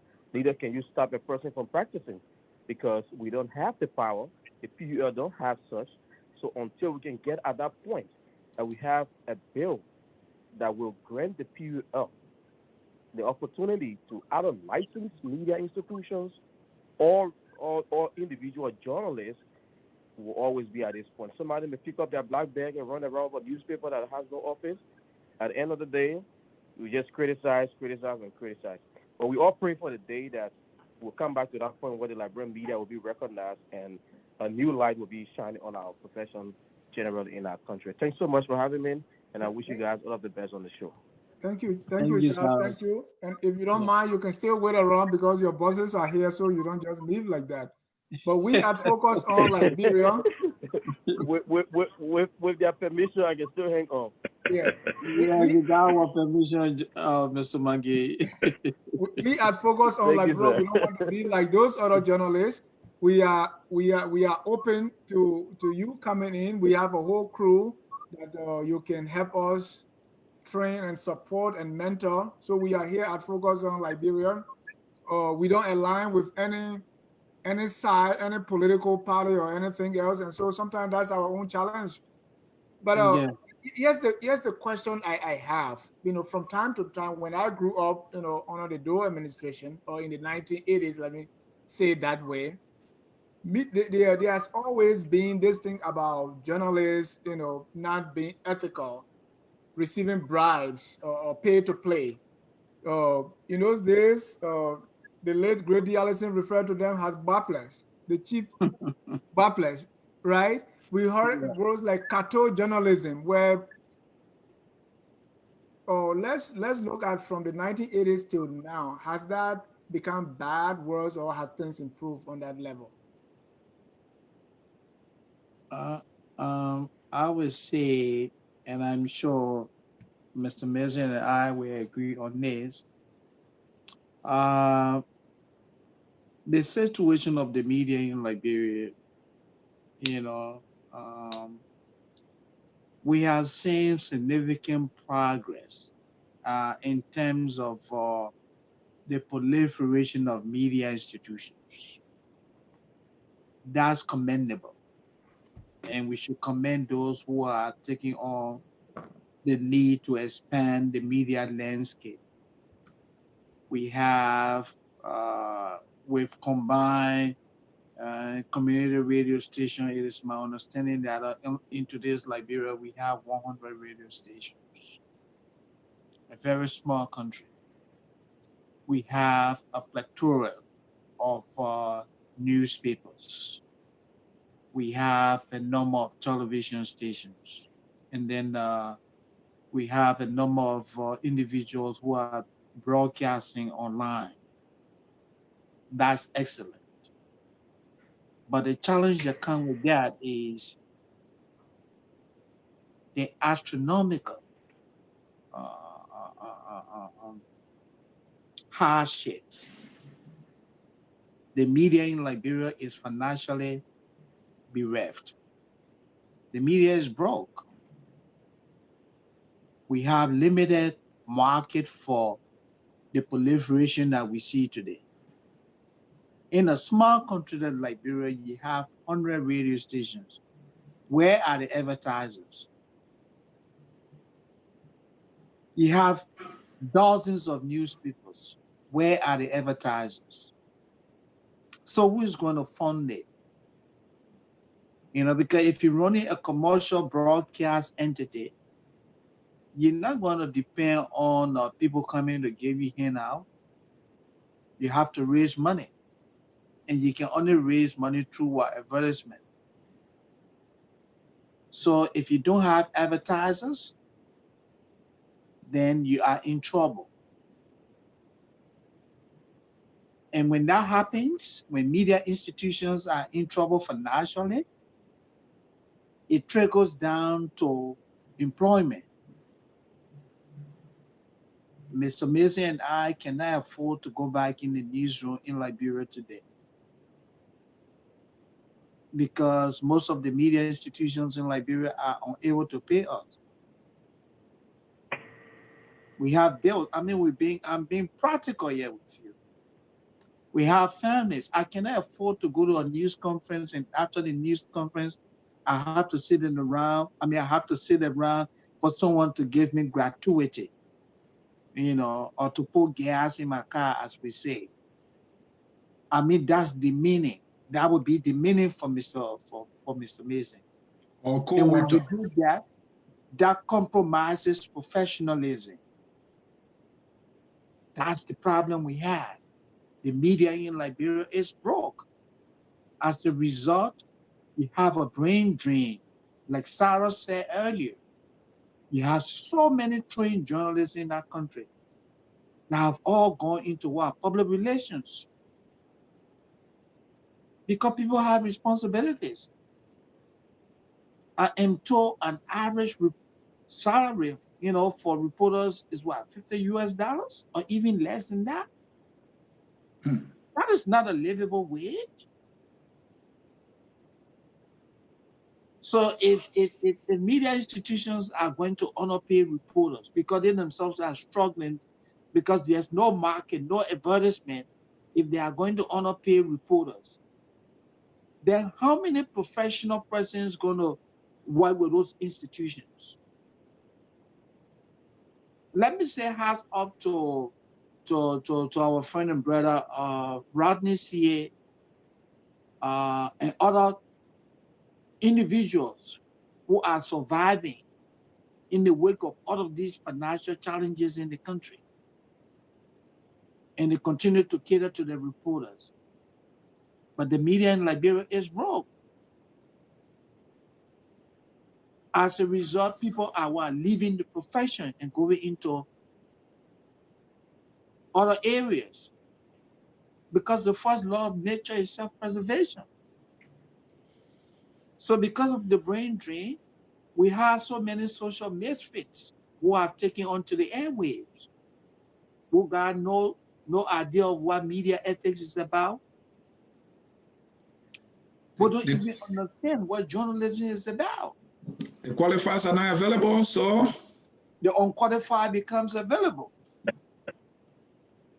And let me pause and I'll give Mr. Mason the opportunity to elaborate. No,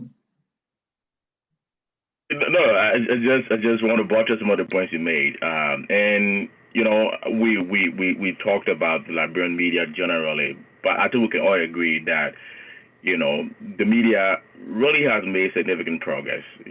Thanks in large part to really the resilience and the fortitude of our colleagues in the country. I'm amazed sometimes what the folks in Liberia go through to get the information.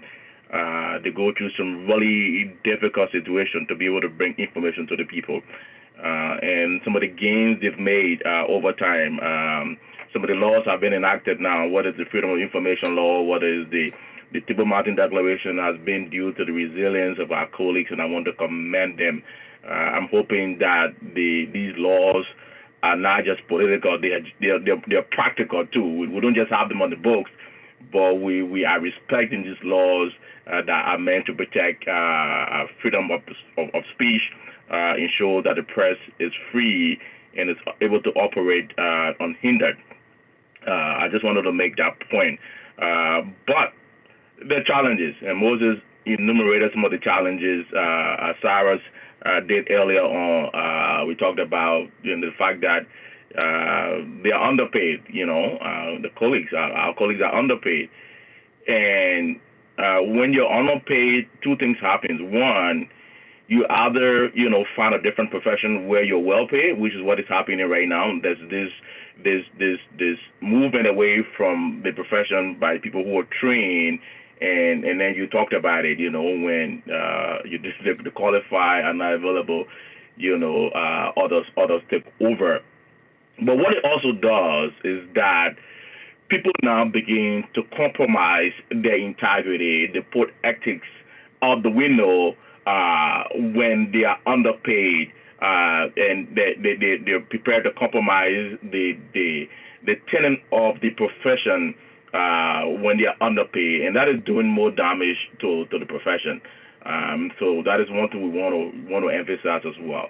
As an organization, I know we're not talking about ALJA today, but as ALJA's president, I can't help but put this in there.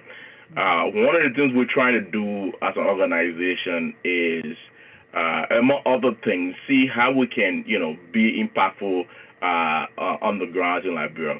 Finding ways that we can be able to provide some sort of training that begin to transform the landscape in a more substantial way. One of the things we did during our last convention here in the United States was to host a workshop, and among the topics that was taught at the workshop was entrepreneurial journalism.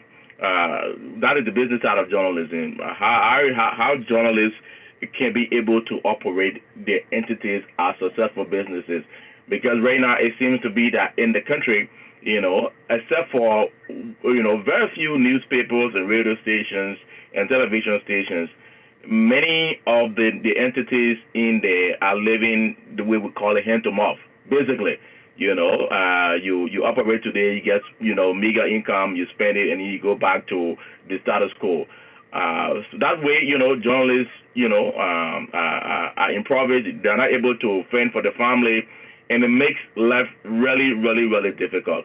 And I talked to the president of the press union today. Hopefully, we can start having some of these discussions as an organization in terms of what is it that we can do to be able to help our colleagues in Liberia, especially for many of our colleagues who are really going through some difficult times, but are still doing their level best to practice the profession in a way that is honest, that is independent, that is impartial, and continuing to adhere to all those tenets of the profession.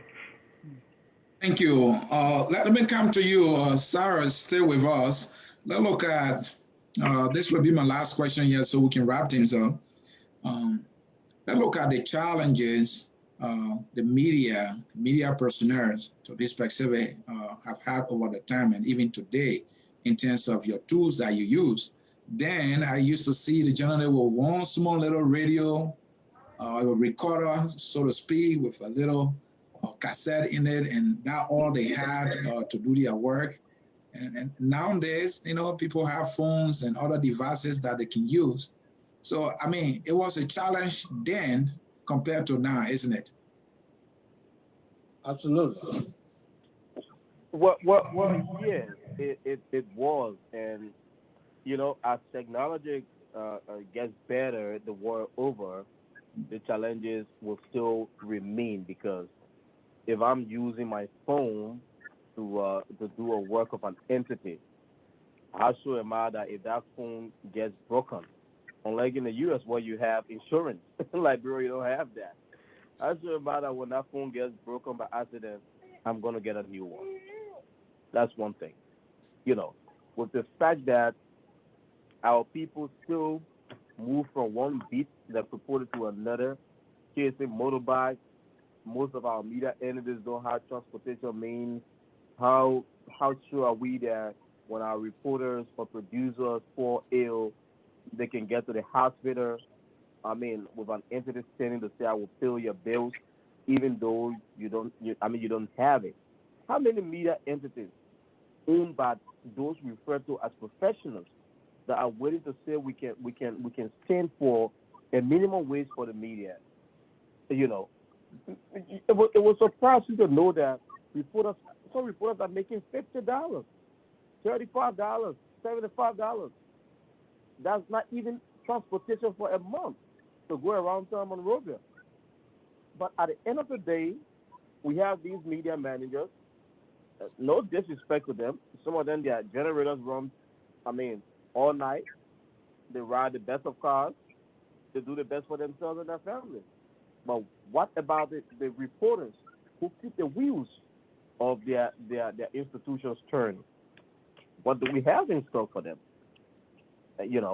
So until we can and Sarah, just to throw this in there, the case with was it Zeno Miller who just passed, who complained about being sick Being after ill. the incident happened. And I don't know whether people went to his rescue and now he's no more. I mean, that's a very sad story. This is the danger you guys deal with. It's sad. We had a situation of someone, Radio Veritas, journalist Dennis Samuka, who died. I mean, like he never worked for any institution. So, I mean, guess what we find ourselves? It's not just the media. When it comes to that, it's an age-old problem for Liberia.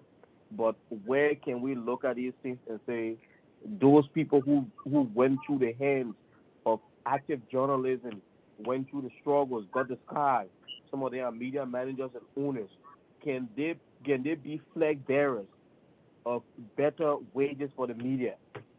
Until we can get at that point, we are still yet to see somebody who knows what it means to run a media entity going to take a high school student who just got up to come and write for his newspaper or run his radio station only because he cannot maintain somebody who he knows.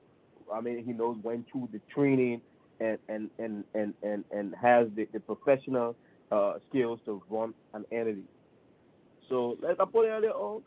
So there you see a professional person is not a PRO in one corner, sitting there writing promotional stories.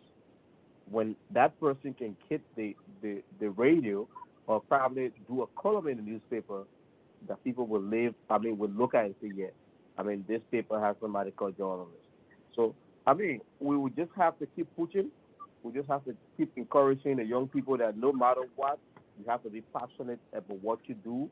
And Mr. Mason, Mr. Sandy, and others who are still around to continue to provide the mentorship they received while they were getting into that, and that will help a lot. Trust me, there are young people who will feel that they know more than you because they did not feel a pinch of what you felt. Like Mr. Mason was saying, before your name appear on the your byline appear on the paper, you won't call party for the weekend. I mean, before I hate to talk about it with Ahmed Paba, I started with Mr. Paba helping him to review the papers for a month and for a long time. And from the day Paba trusted me as they come and help him to talk about it, I was the big boy around town. Wow. Because when I left the radio and went on campus at UMU, everybody just listened and said, "Oh, I mean, you were just on radio." I mean, that feeling that but it's like your passion that will drive you to achieving what you want. So we got a long way to go, and I'm happy that we have leaders that are still willing to take on no matter what it is. Resources are limited, but whatever we can do to rescue the media, we have to do it collectively. Thank you, Cyrus. So as since we have these experienced journalists here, we want to pick your brain. Now we see who is a journalist, and I want you to just briefly talk about this so that we know. We have a proliferation of talk show hosts like myself and other people on the social media. How do we distinguish who is a journalist, who is not? What are those things that you would tell us tonight that I can look across the media landscape and say, he's a journalist, he's not, she is, she's not, and so forth? Just briefly. But yes, before Mr. Mason and Mr. Sandy come in, there is one simple thing I always tell my friends. I say anybody can become a broadcaster, but not anybody can become a journalist. Because as a journalist, you should go through the training, the requisite training, like the nurses, like we admit people into the bar association because they are trained. Until you can be trained, receive the requisite training, you are not a journalist. But a journalist can easily become a broadcaster, but a broadcaster is not a journalist until you can obtain that training formally to do what you need to do. Well, yeah, if I can just comment on that, you see, journalism is an art, and there are people who believe that to be considered a journalist, that you must have years of training in the business. And there are people who have gone through journalism, school of mass communication, with degrees in mass communication, and they are not journalists. When I say they are not journalists, yeah, in theory, they have the credential, but they don't have the skills. A journalist is an individual who is engaged in the gathering and dissemination of public information on a daily basis. When you gather, the word journalist comes from what? Journal, right? Right. So you're documenting consistently. That's journalism. You're gathering, you're reporting. So the ethics says that you must do so with what? Accuracy, objectivity, impartiality. These are the key components of journalism. Mm. A Mr. talk C, show host, welcome to class. a talk In show class. host is quite different from somebody who is involved in the data gathering and reporting of the news. A talk show host, you can wake up from your room today, or you wake up from your bedroom today, and say, this is what I'm going to talk about, and you just go ahead and talk about it. You can take a side. In They put your journalism, perception into it. in journalism, we say what? You must do so what? Objectively. Do it with impartiality, not because Cyrus McGee is my friend and I'm discussing something that involves Cyrus, then I should take Cyrus' position. No, I should report it in such a way that the common good, because journalism is about what? The common good of society.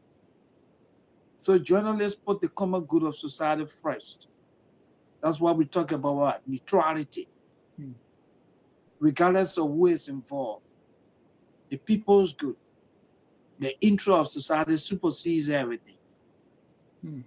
That's the distinction there. Thank you.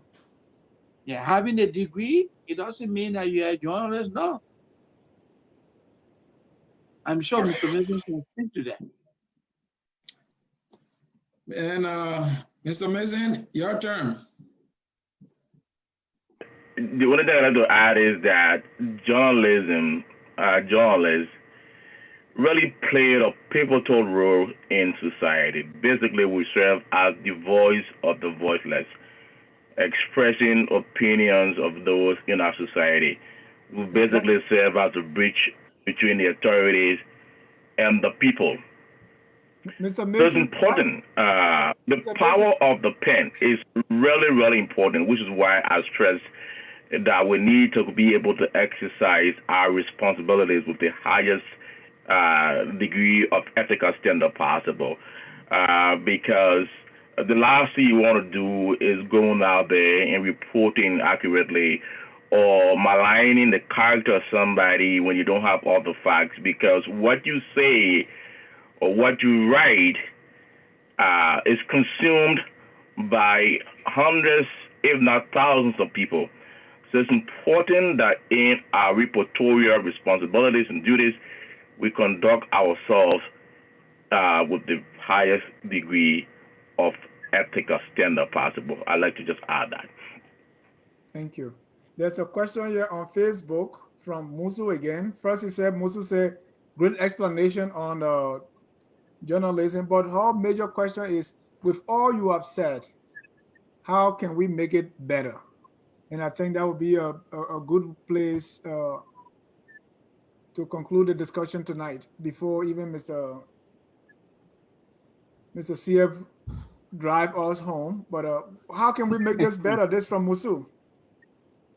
Yeah, look, if I can come in on that, and this would be my proposal for making journalism better in Liberia. If journalism is to improve,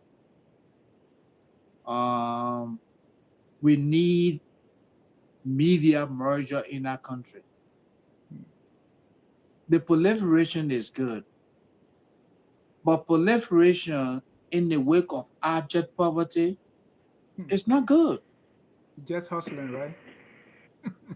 You need individuals with similar media philosophies coming together to organize themselves as an entity. If Mr. Moses Sandy and President Mason think the same way, and Moses said, look, Mr. Mason, I can bring $5, and Mr. Mason said, I can bring $10, and then later Cyrus McGee comes and said, look, I have another $5, the three of us can come together and organize a viable radio station or broadcast entity that will hire qualified and competent individuals. If we have to raise the standard in journalism in Liberia, then media institutions will have to pay livable wages. Media institutions will have to make money to do that. And the only way you can do that is through merger. We don't need 100 radio stations in Liberia.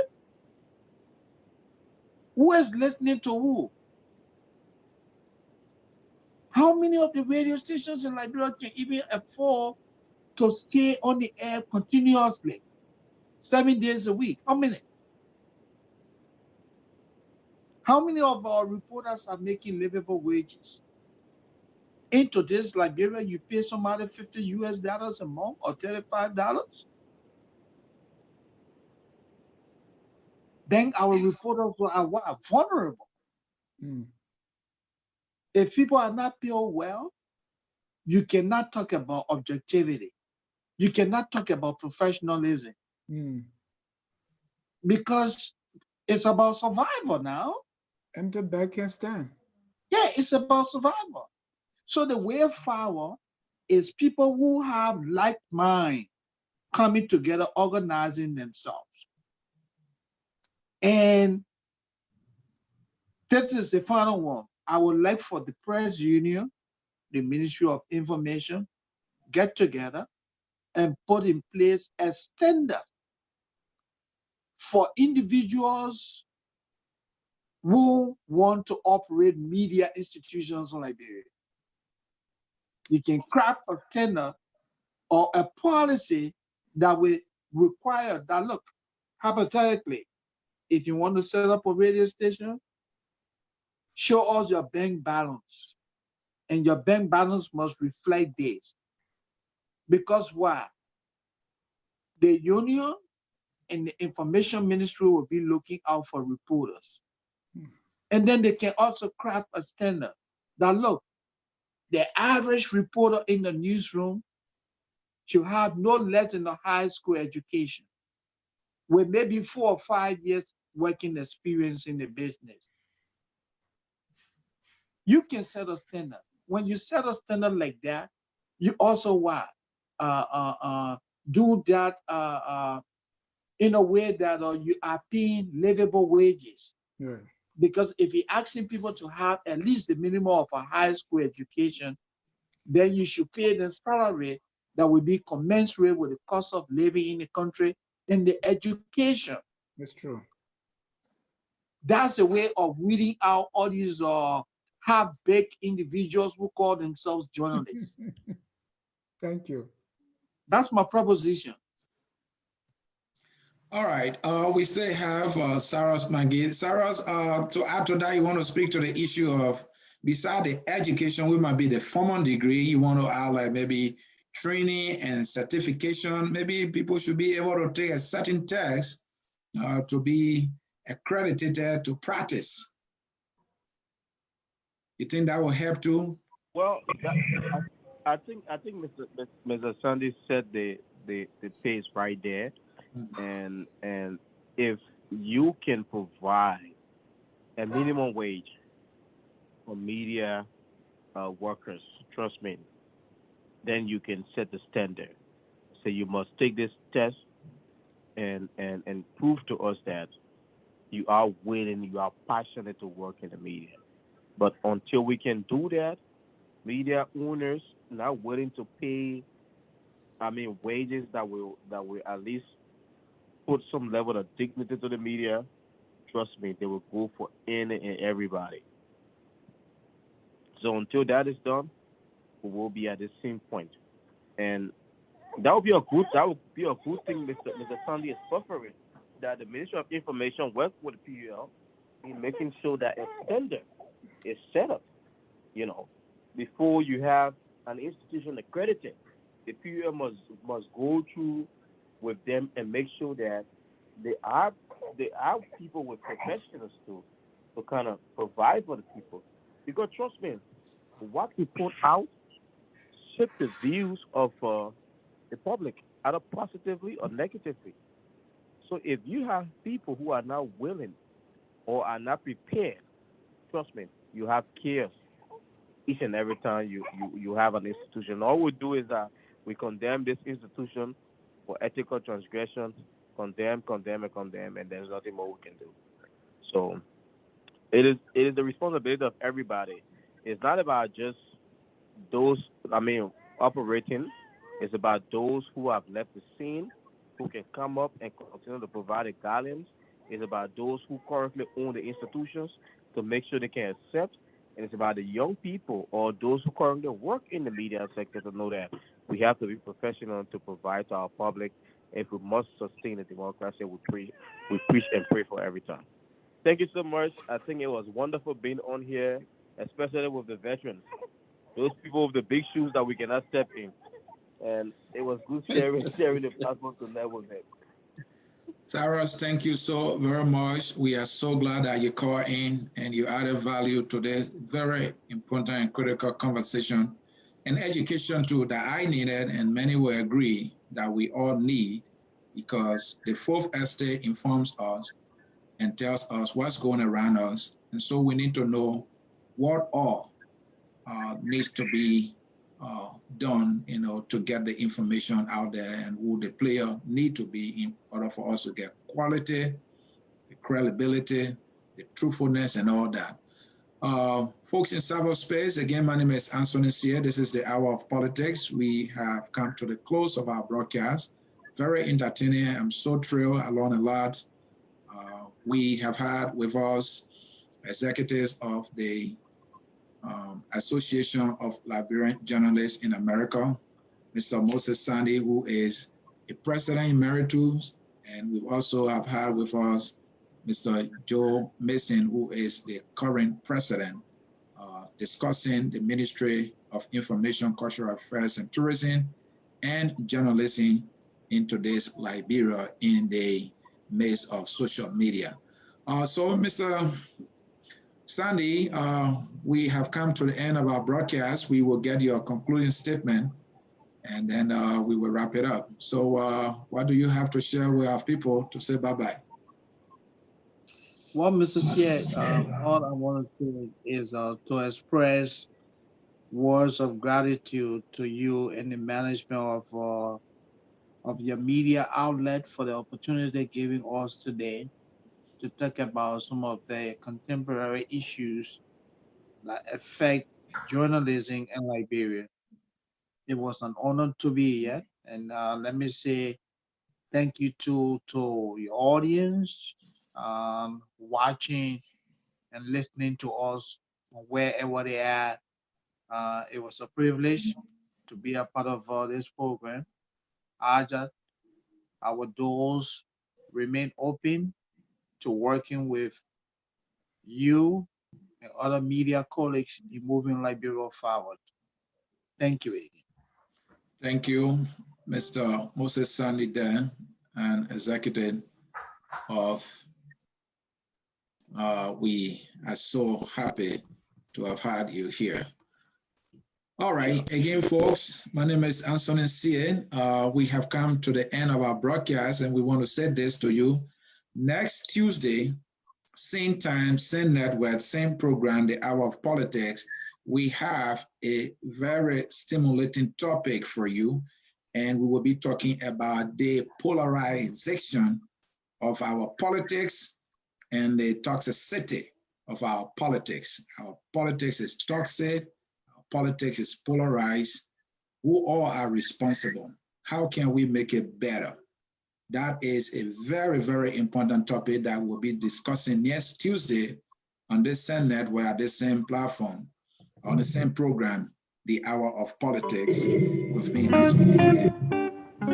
Liberia, yeah, I focus on Liberia. We educate, we elevate, we promote all things Liberia. One way you can contribute to what we do here is to subscribe to our Facebook page and also subscribe to our YouTube channel. That is a way that you can contribute to what we do as we educate, elevate, and promote all things Liberia. That will do it for us. Again, my name is Anthony C. The network is focused on Liberia. We'll see you next time. Bye-bye. Anything you do, somebody will talk of you. You do good, you do bad, brother. Yeah, somebody will talk of you.